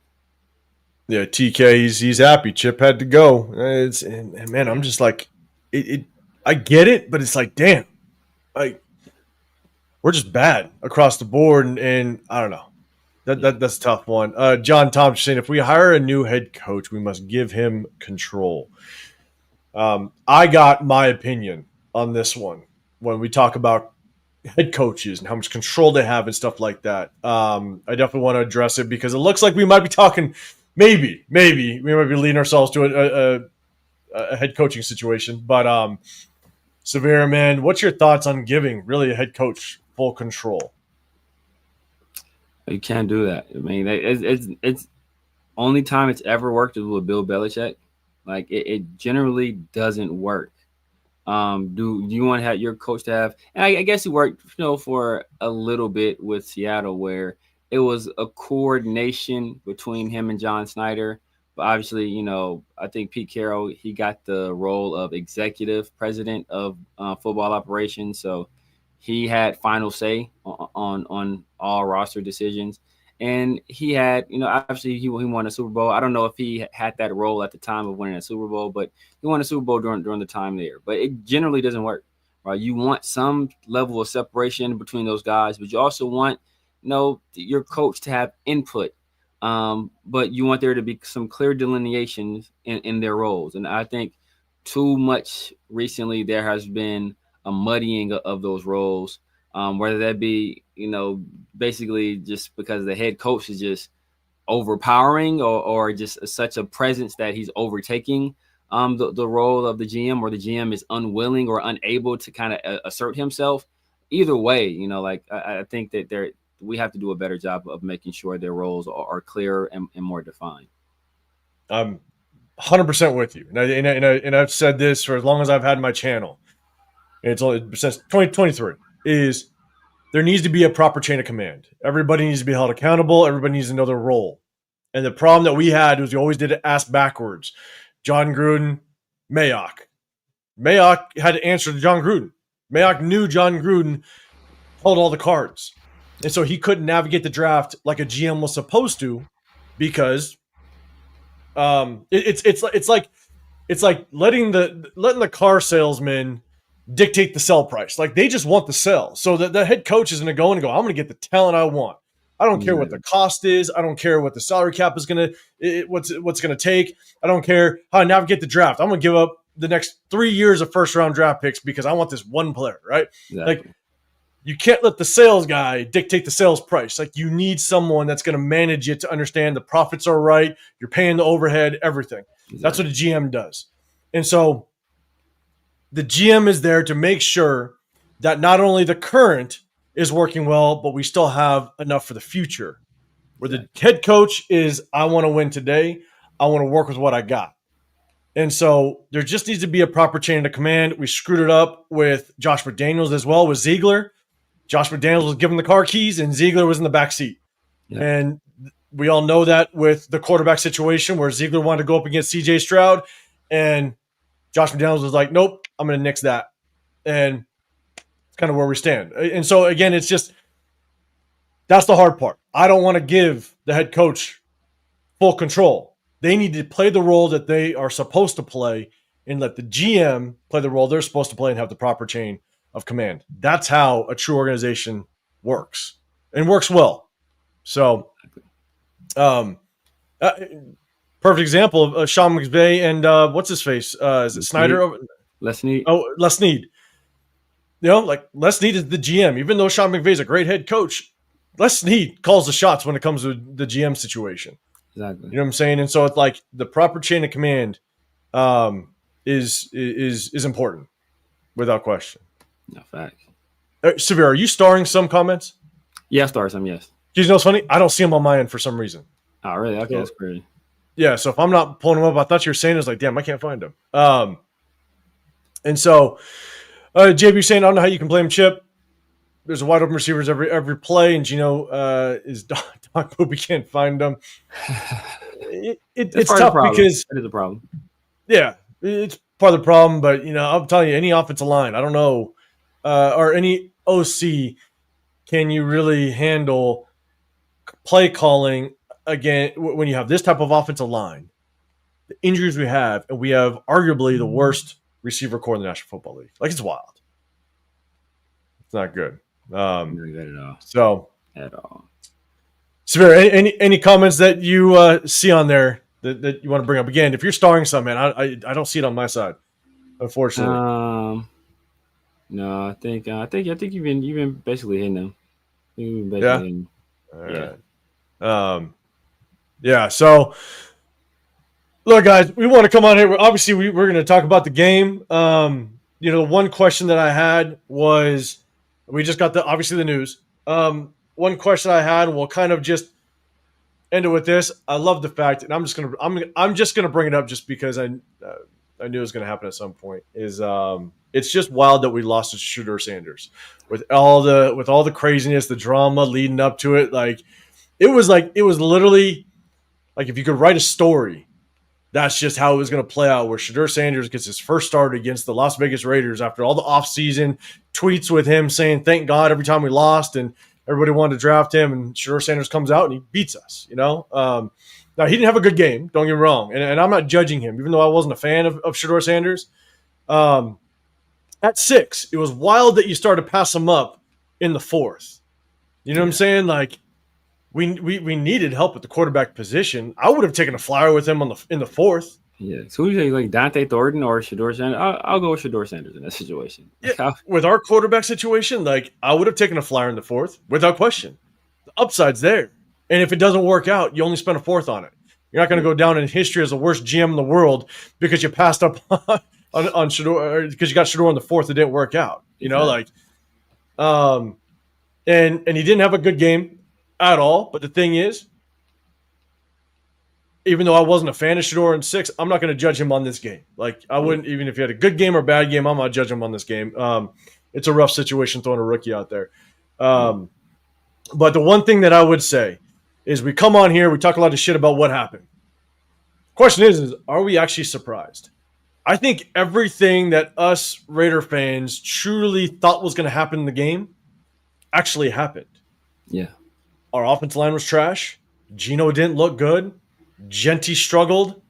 Our receivers couldn't get open or just didn't do well. Like, our defense did well, but it's because Shedeur Sanders was getting his first start. I think, as shitty as it looked, and our offensive line was just atrocious. Our offensive line was horrible. Were you surprised at anything?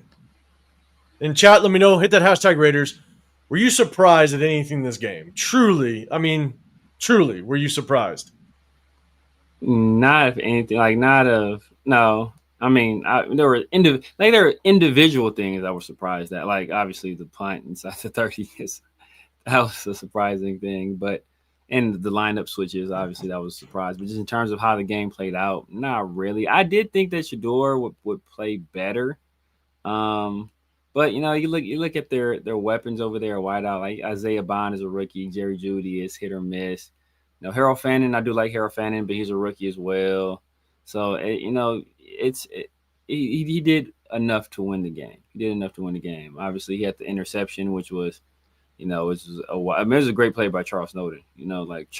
Tyree Wilson would never in his life. Never in his life is Tyree Wilson doing that. Man. So that was a great play by Charles Snowden. But then the crazy, the Jerry Jeudy play. That's probably the stupidest thing I've ever seen in my life. That's the dumbest thing I've ever seen in my life. So like that, he's victim of 2 turnovers. One wasn't his fault. One was his. But I think he played all right. Making it his first start. Going on the road, fairly tough. I don't want to say tough circumstances, but obviously on the road. Facing a veteran defensive coordinator like Patrick Graham. He didn't play lights out, but he did all. He won the game. That's all that matters. That's all that matters. Even though on the goal line they went Wildcat because a bunch of third downs they went Wildcat because they're like, hey, and we couldn't stop it. That's we could. Quinshon Junkins, they're running the ball, and Quinshon Junkins was able, it was the last drive of the game. Yeah. A minute left in the 4th quarter. We know they're running the ball, and Quinshon Junkins made a couple moves in that backfield, and he still ripped off like a 9-yard gain. I'm sitting there going, yeah, you could have got that later in the draft. Yeah. I'm just saying. Who's going to be carrying the ball. Who's that's just undisciplined football. Even on the Dylan Sampson thing or the Dylan Sampson play where it's like he takes it to the house, takes it to the house. It was like 660 or some yard. These are guys who are doing this that were drafted well deep into the draft that are making these kind of plays, and it is. It's wild. We couldn't sit tight. Yeah, what up, Lou, man? Chip just tried to sell me my EBT. Go figure, bro. And someone said in the chat, and shout out to you, man. I forget who said it, but this is just what's wild, the amount of money that's getting thrown around. Chip Kelly is now, because all coaches get their guaranteed money. Yeah. So I don't know the length of Chip Kelly's contract, but that guy just got paid probably, I don't know, what was he? What was he, $6 million? Maybe $6 million a year, so probably 3 years, probably 18. 3 years? Yeah, probably 18 mil. I would assume. because Homeboy just got Pete paid. Carroll had the option on his 4th year. I would assume this coordinator, so I got 3. Got paid 18 for 18 mil for 5 months of work. Yep, basically. Yep, basically. $18 million for 5 months of work. And no state income tax. And know what's going to happen is that it might not be the same situation because he doesn't have the same NFL connects as Josh McDaniels. But everybody complained about Josh McDaniels being bad at his job and this and that. And then Josh McDaniels goes over to the Patriots, back to the Patriots, with a young quarterback who struggled last year, and now that team is 9-2. And Chip Kelly's going to go somewhere, and he's going to have massive success again, just because at some point we have to stop putting the blame on everybody that come here can't be that bad. At some point, it's it's got to be just us, right? You see that? You talk to a girl. Like my last 5 boyfriends is just they've all been terrible, and I just haven't been able to stay with any of them. Like what? All these guys, either you're the worst picker of spouses ever, or you're just a terrible person that can't keep. So at some point, we have to just look at us. Like, what are we not doing that's not for these guys to have success? Part of it is we kick these guys out after 5 months. That's part of it. I'm 100% with you because the amount of players that we see go off and actually do good things in other organizations. Yeah, 2 of them. We played 2 of them today, and they both had sacks. I know. Like that, and that's in TK. Yeah, Mike McDaniel's a good offensive coordinator, man. If he does get fired and comes over here, I'd be down for that. But that's the problem. Is as much as some of our players, we can say they suck and they're not good, and this player has a problem or this player doesn't produce and blah blah. At some point, we got to take a look at our own goddamn organization. We got to take a look, kind of put like the no players above the shield mentality, because I'll tell you right now, like the shield is as low as it's ever been. Like I'm not sure how you can get above the shield at this point. Like, I don't know how you can get below the shield. It's just, I don't know. Like at some point, you got to look at us as an organization and go, holy shit! Like the whole Max thing. I know a lot of people talked about Max early in the offseason. They're like, oh, like if you don't like your contract, then get out of here. No one's above the shield. I'm just sitting there going, big dog, like Jermaine Pratt saw the writing on the wall. It was like, I'm gone. Like I'm out. Exactly. Like I'm not gonna even travel. It was smart. Yeah. Like, you're not gonna get me with this nonsense. And he was actually having a decent season. And he's like, yeah, no, I see what's happening here. I'm gone. Amari Cooper took 2 feet in Henderson, the practice facility. Was like, yeah, no, I'm gone. Like I ain't wasting my final year on this. Couldn't get away fast enough. After saying how rejuvenated he was, couldn't get away fast enough. Exactly. So it's like, look, it's not to talk shit about the organization. At some point, you have to have a realization as to what we are. And look, who knows? Gino could go off and be a gap quarterback for somebody, and he might do well. Who knows? Exactly. Chip Kelly could go and be an offensive coordinator for another team and might do well. Because right now, all we've done consistently as an organization is honestly put players in the dirt and make them look like trash. And it sucks. It sucks. It sucks to kind of sit in that space, to be honest with you. So yeah, man, I'm sure more is going to come out. I'm sure more news is going to come out. I think they're saying that Greg Olsen might be elevated to the offensive coordinator position. I'm going to wait until reports actually come out and it's set in stone. I'll be refreshing that website, the Raiders website, just to see whose name pops up, because Severe, man, if someone's name pops up, we might have to do an emergency live or something, because man, all shit will fucking go loose. But my hell break loose. I'm telling you, yeah, tragedy, 18 mil, which is wild. And look, just Brandon Perkins, hashtag blame Gino, man, bro. We're blaming everybody at this point. Everybody's to blame for this goddamn mess. At this point, yeah. It's going to be wild. So, Guys, man, hey, we appreciate you, VBs, man. I appreciate you popping up. I saw the team to BlackRock already. I saw something about that. Some post. I don't know. It was. I think someone was just bullshitting, but like the owner of BlackRock wants the team.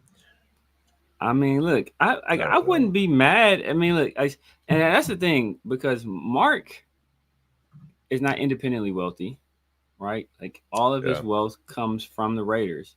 So if he was smart, if he wanted to sell controlling shares of the team, like I think Forbes has his value to like $7.5 billion. That's just what the valuation is. That's not even on the open market. So generally, it's going to be higher than that. He could easily probably get 8.5 billion with a B if he wanted to, and just get the hell out if he wanted to do so. But he doesn't, and he hasn't. So, it leads me to believe that there's some other reason he's keeping the team, because he could be cashed out and just chilling right now, like not doing a damn thing, not having to deal with the stress on a day-to-day basis, and collecting $8 billion with the B dollars. Yeah. Blah, man, you're saying, have the Raiders ever been on Hard Knocks? Have we been on Hard Knocks? 12. Yeah, look, they said 12 billion. I'm saying because the value is 7. 12 is high. I was saying 8, maybe 9. 12 is a lot. 12 is a lot. 12 billion. Jesus, that's a lot. Jesus Christ. I don't know. Have we been on Hard Knocks? I know we've been on something. I think. Yes. Have we? The Jonathan Abram, Cleve Farrell, Josh Jacobs. Oh, that's right. AB. Yeah. Frozen feet, helmet. That's right. You are right. DK. All right, we're gonna end it with this. Jesus Christ. I agree with the thoughts. How do you fix the issues? Top-down organizational review and reset to make it right. Severe, man. We're gonna end it with this because I know a lot of people are talking about it. Chat, let me know. What are your thoughts? Is it time for Pete Carroll to be out? We kind of touched on it earlier, and I told people we'd end it with this. What's your thoughts, man? How do we fix it moving forward? Is it just we move on? The season is what it is, and we just get into the draft. We try to build through the draft, build through free agency. We continue to rock with who we have in this coaching staff, man. What are your thoughts? What do you think needs to happen moving forward? We're 2-9, and this is where we sit. Chat, let me know what your thoughts on Pete Carroll. Is it time to go, or do we hang on to him? Severe, what's your thoughts? No, it's funny that this question gets brought up at this time, right after somebody asked about the Hard Knocks, right? Because on the trailer, and I want to say to begin that Hard Knock season for the Raiders, John Gruden had that famous soliloquy where he's like, everybody's talking about dreams. I was like, all I want to know about there's dreams and their dreams. He's like, I'm in the nightmares. And little do we know that was foreshadowing of what was to come for the Raiders for ever since. Nothing but nightmares. And that's what it's been. And that's what it's going to continue to be unless we find a way to get some sustainability and some stability. We can't keep cycling through these different people expecting different results. And I mean, I kind of finished one of my lives the other day, and I said, what's the definition? Or what do you call it when you do the same thing over and over again and you expect different results? And I said, you call that being a Raiders fan, right? Because we keep doing these same things and expecting something to change. And in order for something to change, you have to change yourself. Michael Jackson said, I'm starting with the man in the mirror, right? Like you have to start it yourself. And the Raiders have been unwilling to just stick with something. Even if it's bad, even if it brings temporary pain, sometimes temporary, what they say, pain is weakness leaving the body. Sometimes you have to sustain some pain short time or short term for long-term gain. Anybody that's ever worked out, you know that, right? You get the lactic acid on your muscles, you're sore, it's burning, and it hurts like hell. You want to stop. But when you push through that, like it eventually you build those muscles, and you build muscles that can hold more strain, and that only benefits you going forward. When you go through these tough stretches and you see that, hey, we can have some stability, we can find a way forward, and we can make it out of, that makes you more attractive to other organizations. I think too, when Kobe was with the Lakers, right? And the Lakers made, like, at the end of his career, post Achilles, obviously he's a shell of his former self, no longer one of the top 25 guys in the league anymore, probably not even a top 30 guy in the league anymore. And the Lakers made him the highest paid player in the NBA. And one of the things they said is because we wanted to set the example that when you come here and you do things to benefit the Lakers and put them in positions to win, and you're loyal and you do all the right things, that you will be rewarded. And we know that when we send that message to the rest of the league, that message will resonate. Well, conversely, when you send the message out to all of these young, aspiring coaches that if you come here, you have 1 year to fix 25 years of funk. And if you don't fix that 25 years of funk in 1 year, then you're out in your ass and you may not get a head coaching job for another decade, a la Dennis Allen or a la Steve Spagnuolo, who's never gotten another chance, right? That could be you. Come here. All of this could be yours. Like, nobody's going to sign up for that. And we keep expecting young people to sign up for that. We learned a hard lesson this last offseason, and I guess we haven't learned it because we're doing it again. When nobody in the entire league really wanted this job outside of like Pete Carroll and Vance Joseph and I think Steve Spagnuolo, like then all these retreads that nobody else wanted. We got everybody that nobody else wanted, and we're going to repeat the same mistake. And I just don't understand why we keep doing it. So here's my take is I 100% agree with you in a sense that that's what we have created over the years, right? We've created a platform of instability. We've created basically an organization that's going to say, yes, if you don't turn this thing around in a year and a half, you're gone, right? And we've now put ourselves in this situation where we have a 74-year-old head coach. And I think what sucks is it puts us in such a different situation than any normal situation. Right? If we had a young head coach, if Pete Carroll's 50 years old and it was looking this way, I'd say let's continue to let's build this thing. Let's see what he can do, right? But here's my biggest concern with hanging on with Pete Carroll is if we have the number 1 or number 2 draft pick and we take a quarterback, let's just say, right? Let's say we take a quarterback.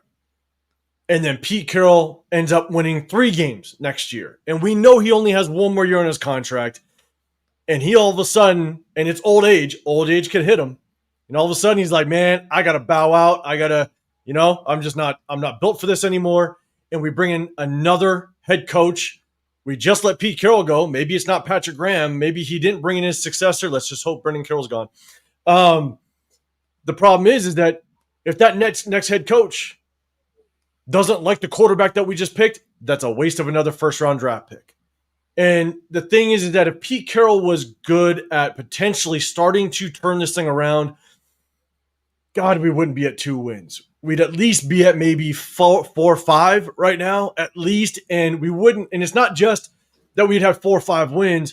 We'd at least be competitive. We wouldn't got our ass handed us against the Chiefs. We wouldn't got our ass handed us against the Commanders, against the Colts.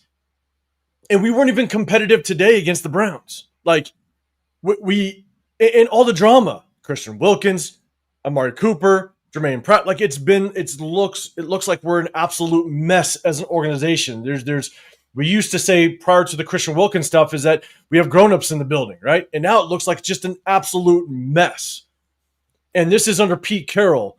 And so the time frame for Pete Carroll to show his worth literally just shrinks.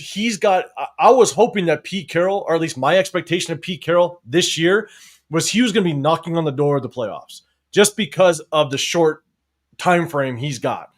And my thing is that I'm 100% with you that we have literally we've literally made this bed of inconsistency. But I'm like, I don't know if I can roll with Pete Carroll. I can't. Like, that's the hard part is I can't trust him, especially if he keeps this bullshit with his sons. If he keeps just letting them take over and letting them have their reign of the offensive line and stuff like that. I'm just sitting there going, bro, like the decisions we've seen since the Christian Wilkins situation, even in the offseason, like why the hell did you bring in Alex Kappa? Now that was probably more a spy tech thing, but like the Gino Smith thing, why do you bring him in? The Forsyth thing, it's just even Tyler Lockett. You're bringing Tyler Lockett, that's a Pete Carroll connection, and that doesn't move the needle. Even though Pete Carroll wants to win now, that doesn't move the needle. And so the only hope that I would have, and to say that I would, it doesn't send a great message. I would hope that Pete Carroll would basically resign or he'd retire. That would be my hope. But I would hope, and here's my thing is Severe. I don't know if you would think maybe a young coach would help in this. Imagine if we have the number 1 or number 2 overall draft pick next year. We have 11, 12 draft picks next year to play with. Pete Carroll resigns or retires. And Spytech stays. Even though it's very questionable of just how Spytech was able to draft, very questionable some of the free agent acquisitions, Kappa obviously being one of them. But if Spytech stays, does that at least, and Spytech picks the coach, does that at least start the process of us showing at least, I don't want to say consistency, but at least you held on to one position that's now going to start the process of trying to do it the right way, where the GM picks the coach. Again, but the table has to be set right. We got to have a top draft pick. We got to be in prime position to get a quarterback if we wanted it, right? Pick 1, pick 2. We'll have a lot of salary cap next year, and we'll have 11, 12 draft picks. That could entice a young head coach to potentially come over, and if you keep Spytech, at least show some sort of movement towards consistency. I don't know. Do you think that might move the needle for a young quarterback to come this way? Because, again, I think everything needs to align in order for it to work that way. So in order for us to get a young head coach or attractive job, it has to be generally one of three things, right? You have to show that you're a well-run, stable organization. Obviously, that's out. You have to have a franchise quarterback. Obviously, that's out. Where we have to be in position to draft a franchise quarterback. And that is our strongest possibility. But, if you want to remain in position to draft a franchise quarterback, then we should just cut bait with Pete Carroll right now and SS all the way through the rest of the year. And then you also have to hope that you have a guy that, because this quarterback class, there's no top guy, right? There's no hey, Jayden Daniels. There's no Bryce Young, CJ Stroud. There's no Caleb Williams in this draft class. There's no Justin Herbert. There's no clear-cut number 1 guy. So even having a top pick in this class doesn't necessarily mean that any of these young guys that are out there are going to have any affinity for them and have any belief that they can be the guy to lead a franchise going forward. So that, so all that stuff has to connect. I mean, of the guys we fired recently, Pete Carroll is the most deserving of being fired. Pete Carroll he's by far the most deserving of being fired. But sometimes, circumstances dictate outcomes, and sometimes it's almost like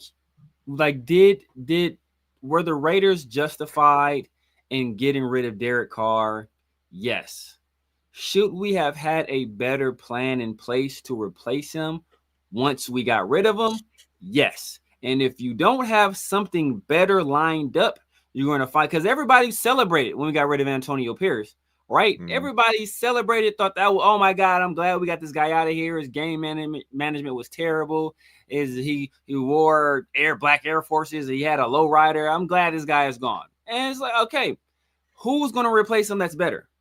And everybody assumed Pete Carroll was better. I did not make that same assumption. We did not make that same assumption. Right. And we're right back at square one. So if you're going to do this, you damn well better have some guys lined up that are willing to take the job under certain parameters. What there's no some reminds me of, like, it used to be like this thing in like on like Twitter or like in like people make these memes. It'd be like a player that's a free agent. Like let's say it's like Tyree Wilson.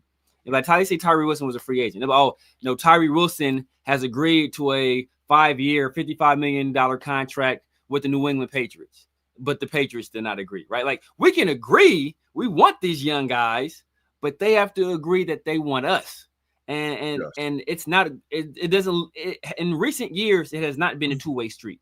It's been a one-way street. And I compared it to the Mad TV skit. We're on lowered expectations for head coaches.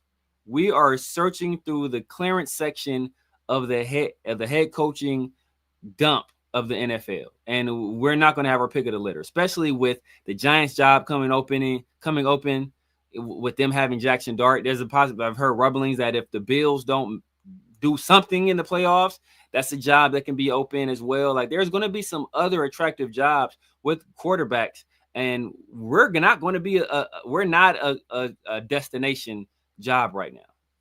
And the thing that sucks, though, and it's just like the Ben Johnson Bears situation, is you're at even bigger disadvantage when you have like a Giants head coaching job open where you have a first-round draft pick and you already have a young quarterback. If you're a head coach that likes that quarterback, right? And so that's why, Ben Johnson, the Bears situation was great for him, because you already have a young quarterback on a rookie contract and you got a first-round draft pick. For us, we don't have a quarterback, so you're gonna have to draft him. You're gonna have to basically take that first rounder that you have and put it on a quarterback, if that's what your plan is. And because you take a look at what the head coaching vacancies are going to be next year, Miami's might be a vacancy, Giants a vacancy. I mean, who else? I don't know who else next year. You got Miami possibly, Giants. Trying to think who else. Maybe, well, I don't know. Possibly. Oh, the Titans already, and they have the Titans. Yeah, maybe the Titans. They already fired Callahan. He's already. Oh, that's right. That's right. So Titans already. So Giants and Titans, two young quarterbacks that you could be a head coach and walk right in, and all of a sudden you already have a quarterback, so you could take that first round draft pick and put it elsewhere to help out your quarterback. Look, Browns are a possibility. And they got a nice draft haul from the Jags for Travis Hunter. So that there's going to be other jobs that are going to be open that are much more attractive than us, and that have displayed that they've shown some stability, right? Like last time we were able to land the guy we wanted. It's like happened twice, right? Obviously, was Dennis Allen. We gave Dennis Allen his run, and then we hired Jack Del Rio, who's the guy that Mark Davis wanted to hire. I think we went after Gruden. Gruden rebuffed us. Yeah. So then the next choice on that list for Mark was Jack Del Rio. And we had some success with Jack Del Rio, right? 3 years, 1 playoff berth. The first year was rocky. The second year took off like gangbusters. And then the third year, we kind of backslid. And then we fired Jack Del Rio and we had Gruden. And then we kept Gruden forever, right? And we showed some sustainability. So the guy that was our number one target that year, who was Josh McDaniels, we got him in here. And obviously that failed. But we haven't shown any kind of sustainability since then. So the last two times we've been able to hire the guys that were our number one targets were following times where we gave people the time to be able to fail or succeed. And it showed some good faith from the organization. It showed some patience from the organization. We haven't showed any patience since. Yeah, and tragedy, you saying Saints, man, I think they're going to hang on because they didn't fire that new kid, right? So yeah, he just hired him, I thought, right? Yeah, they just hired him last year. So I think he's good, and he's got Tyler Shuck over there. Maybe he can work something with him. Just Brandon, you're saying I think Kingsbury would be good. The only issue I got with Kingsbury is, one, how good of a head coach is he really? But two, put Kingsbury in Vegas. We'll see. We'll see how that works out. He's a little too Hollywood. I don't know. And you're right back to where you were at before, where you're kind of you're hiring a guy that failed in his previous stop. Yeah, so and I'm all for guys getting a second chance, without question. All four guys getting a second chance, but I'd like to see that second chance be after they've been away long enough so they've kind of learned from their mistakes, right? Like you failed, and then you've been through an organization, a successful organization, and you've kind of learned from your ways. Maybe it's taken you 4 or 5, maybe 6 years to really learn from it, and then you kind of tie yourself back in. But just to be removed, 2 seasons? I'm not sure how much you're going to fully learn, and then we're going to pour. Because here's the thing. You got to remember, if you take a situation, if let's say Pete Carroll, he's no longer with us, and you hire somebody young. If that, and you give that next head coach a true 3 years,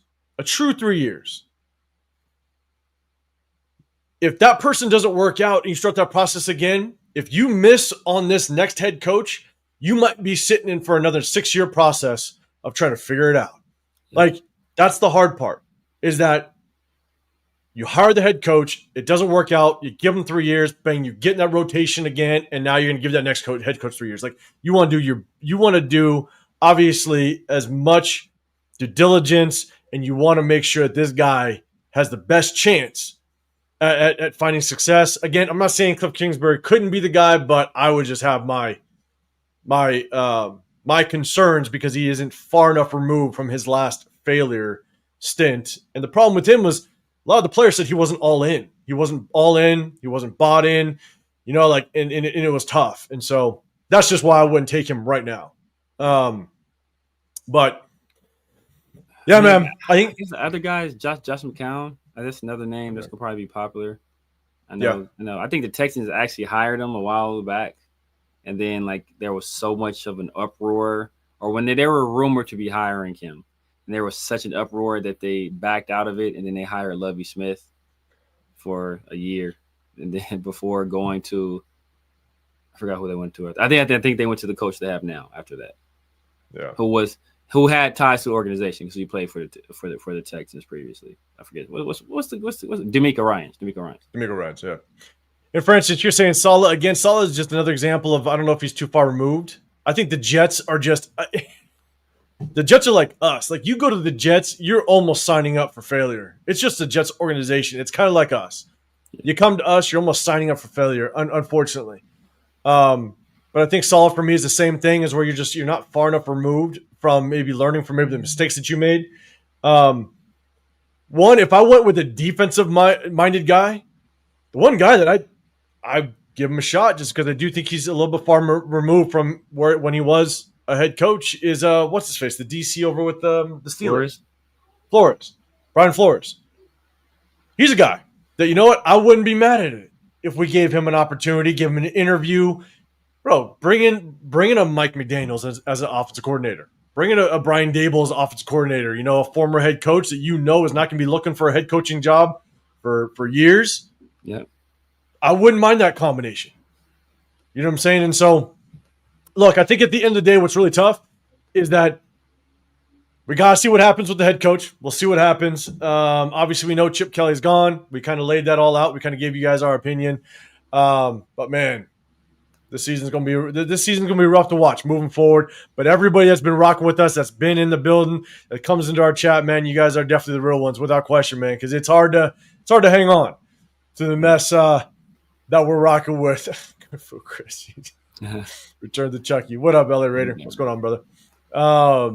We used to go steal a winning coach somehow. I want to steal a winning GM. Yeah. Can we trade for a GM? Can we trade for Les Snead? Can we trade for a Howie Roseman? I want to trade for a GM that knows what the hell he's doing. That's what I'd love to see. But hey, we came on here, man. It's a Sunday night. My kids are about to yell at me. They're rocking out. Hey, they were good. I didn't have to leave, Severe. I didn't have to leave. They're doing good. Maybe they'll get candy at 9 o'clock at night. Exactly right. That candy jar is full, man. It's expired by now. Exactly. Recycle that thing, man. That's horrible. And if you know, you know, with the chat, man. But look, we appreciate you guys. Hey, we broke down this game. definitely tap in with us on Wednesday. I'm going to go through the game film still. Again, I go through the game film because I still want to see who do you want to prioritize in the offseason. Do you see some sparks, or man, was it just as ugly as the game really looked? And I'm sure it was, but we may not do 2 hours worth of film breakdown because with obviously the firing of Chip Kelly, there's going to be some news. We're going to see who the interim offensive coordinator is. I hope Severe is wildly wrong, but we'll see. We will see if his theory is true. So, but, look, we appreciate everybody rocking with us. Double tap that screen. Severe, man. Let everybody know what you got rocking. And also, before you get out of here, go over to our guy, Chris, Protection Podcast. Had some family stuff going on today, so couldn't rock with us. After this, go hit him up. Definitely sub to him. But, Severe, let everybody else know what you got going on and what they can expect from you throughout the week. Man, you guys know what it is, man. The Severe Raider here on YouTube, Snapchat, TikTok, X, everywhere. The Severe Raider, man. Tap in with your boy. Sundays and Wednesdays, I'm in the Raider Roar Room with my guys, Christian Protect the Shield and 805 Raider. And obviously, Tuesdays and Thursdays, I'm with PharoahNFL with the 50-50 show and Around the Shield, man. And then Mondays, I've been doing my solo dolo, man. So this Monday, yeah, we got some things to talk about, man. So it should be a fun one. Should be a fun one. Everybody needs to tap into that. I know, LS. I got a ton of saved candy, man. I should have known. Shouldn't have spent money on goddamn candy this year. Yeah, man, appreciate it. Hey, guys, if you guys know, I'm 805 Raider. My channel is Real Talk Raider Nation. I go live with my guys in the Raider War Room with Severe Protect the Show podcast. Next week, probably going to be out there in SoFi. So if you guys do come out, man, hit us up. Let us know. I'm definitely, it's not 100% I'll be there. I'm going to try to make it out there. But real quick, the 6th of December, I might be doing a live podcast out here in the Vegas area for the Broncos game on Saturday from 12 o'clock to like around 3. We're going to invite a bunch of people down at the Parkway Tavern right next to the M Resort on the south end of Las Vegas Boulevard. So right next to the M Resort, there's a Parkway Tavern. There's a massive Raider room that they have. Might do an in-person podcast there for anybody that's coming in for the Broncos game. We're going to do a bunch of giveaways and stuff like that. And so, yeah, we're going to try to plan it out, see how it works, invite some people, and just try to get some of the local fans here to kind of support and have a little bit of fun. So we're going to rock out and do that. So tap in for that. Definitely check in. I'll definitely I'll throw out some stuff on my social media, 805 Raider, or it's _805 Raider, depending on which one you're looking at, and we'll rock out. So, yeah, VBs I see down below. The Parkway Tavern, there's a bunch of them. It's the one right next to the M Resort. There's one kind of midway through the strip that I've been multiple times. They have their own Raider room. It's pretty legit. I've gone there multiple times with Food Chris and Jen Slinger. Leo's gone. J Raider's gone. We've done a couple things there, but this one will be right next to the M Resort. And one benefit is the players and the players' families, they have to stay at the M Resort the night before the game. And so sometimes you go to the Parkway Tavern, you can walk over to the M Resort, and you might find players actually walking around the M Resort. So it's kind of cool. But definitely tap in. I'll give you more details as we get closer. But, yeah, the weekend of the Broncos game, Saturday from noon till around 3-ish, 4-ish. We're going to rock out, do an in-person live. Hey, shoot, if you guys want to get on camera, you might be able to get on camera. So it'll be fun. But, yeah, that's it. We tried to muster up a live for this damn Browns game, and then we get hit with the news Chip Kelly is out, which is just a wild move based on all the issues that have gone on with this team. But this is where we stand. We'll see you guys. Tap in with Severe tomorrow doing that solo. Severe, what time do you think you might do that solo? Probably like 8:30. Like 8:30. 8:30 at night? Cool.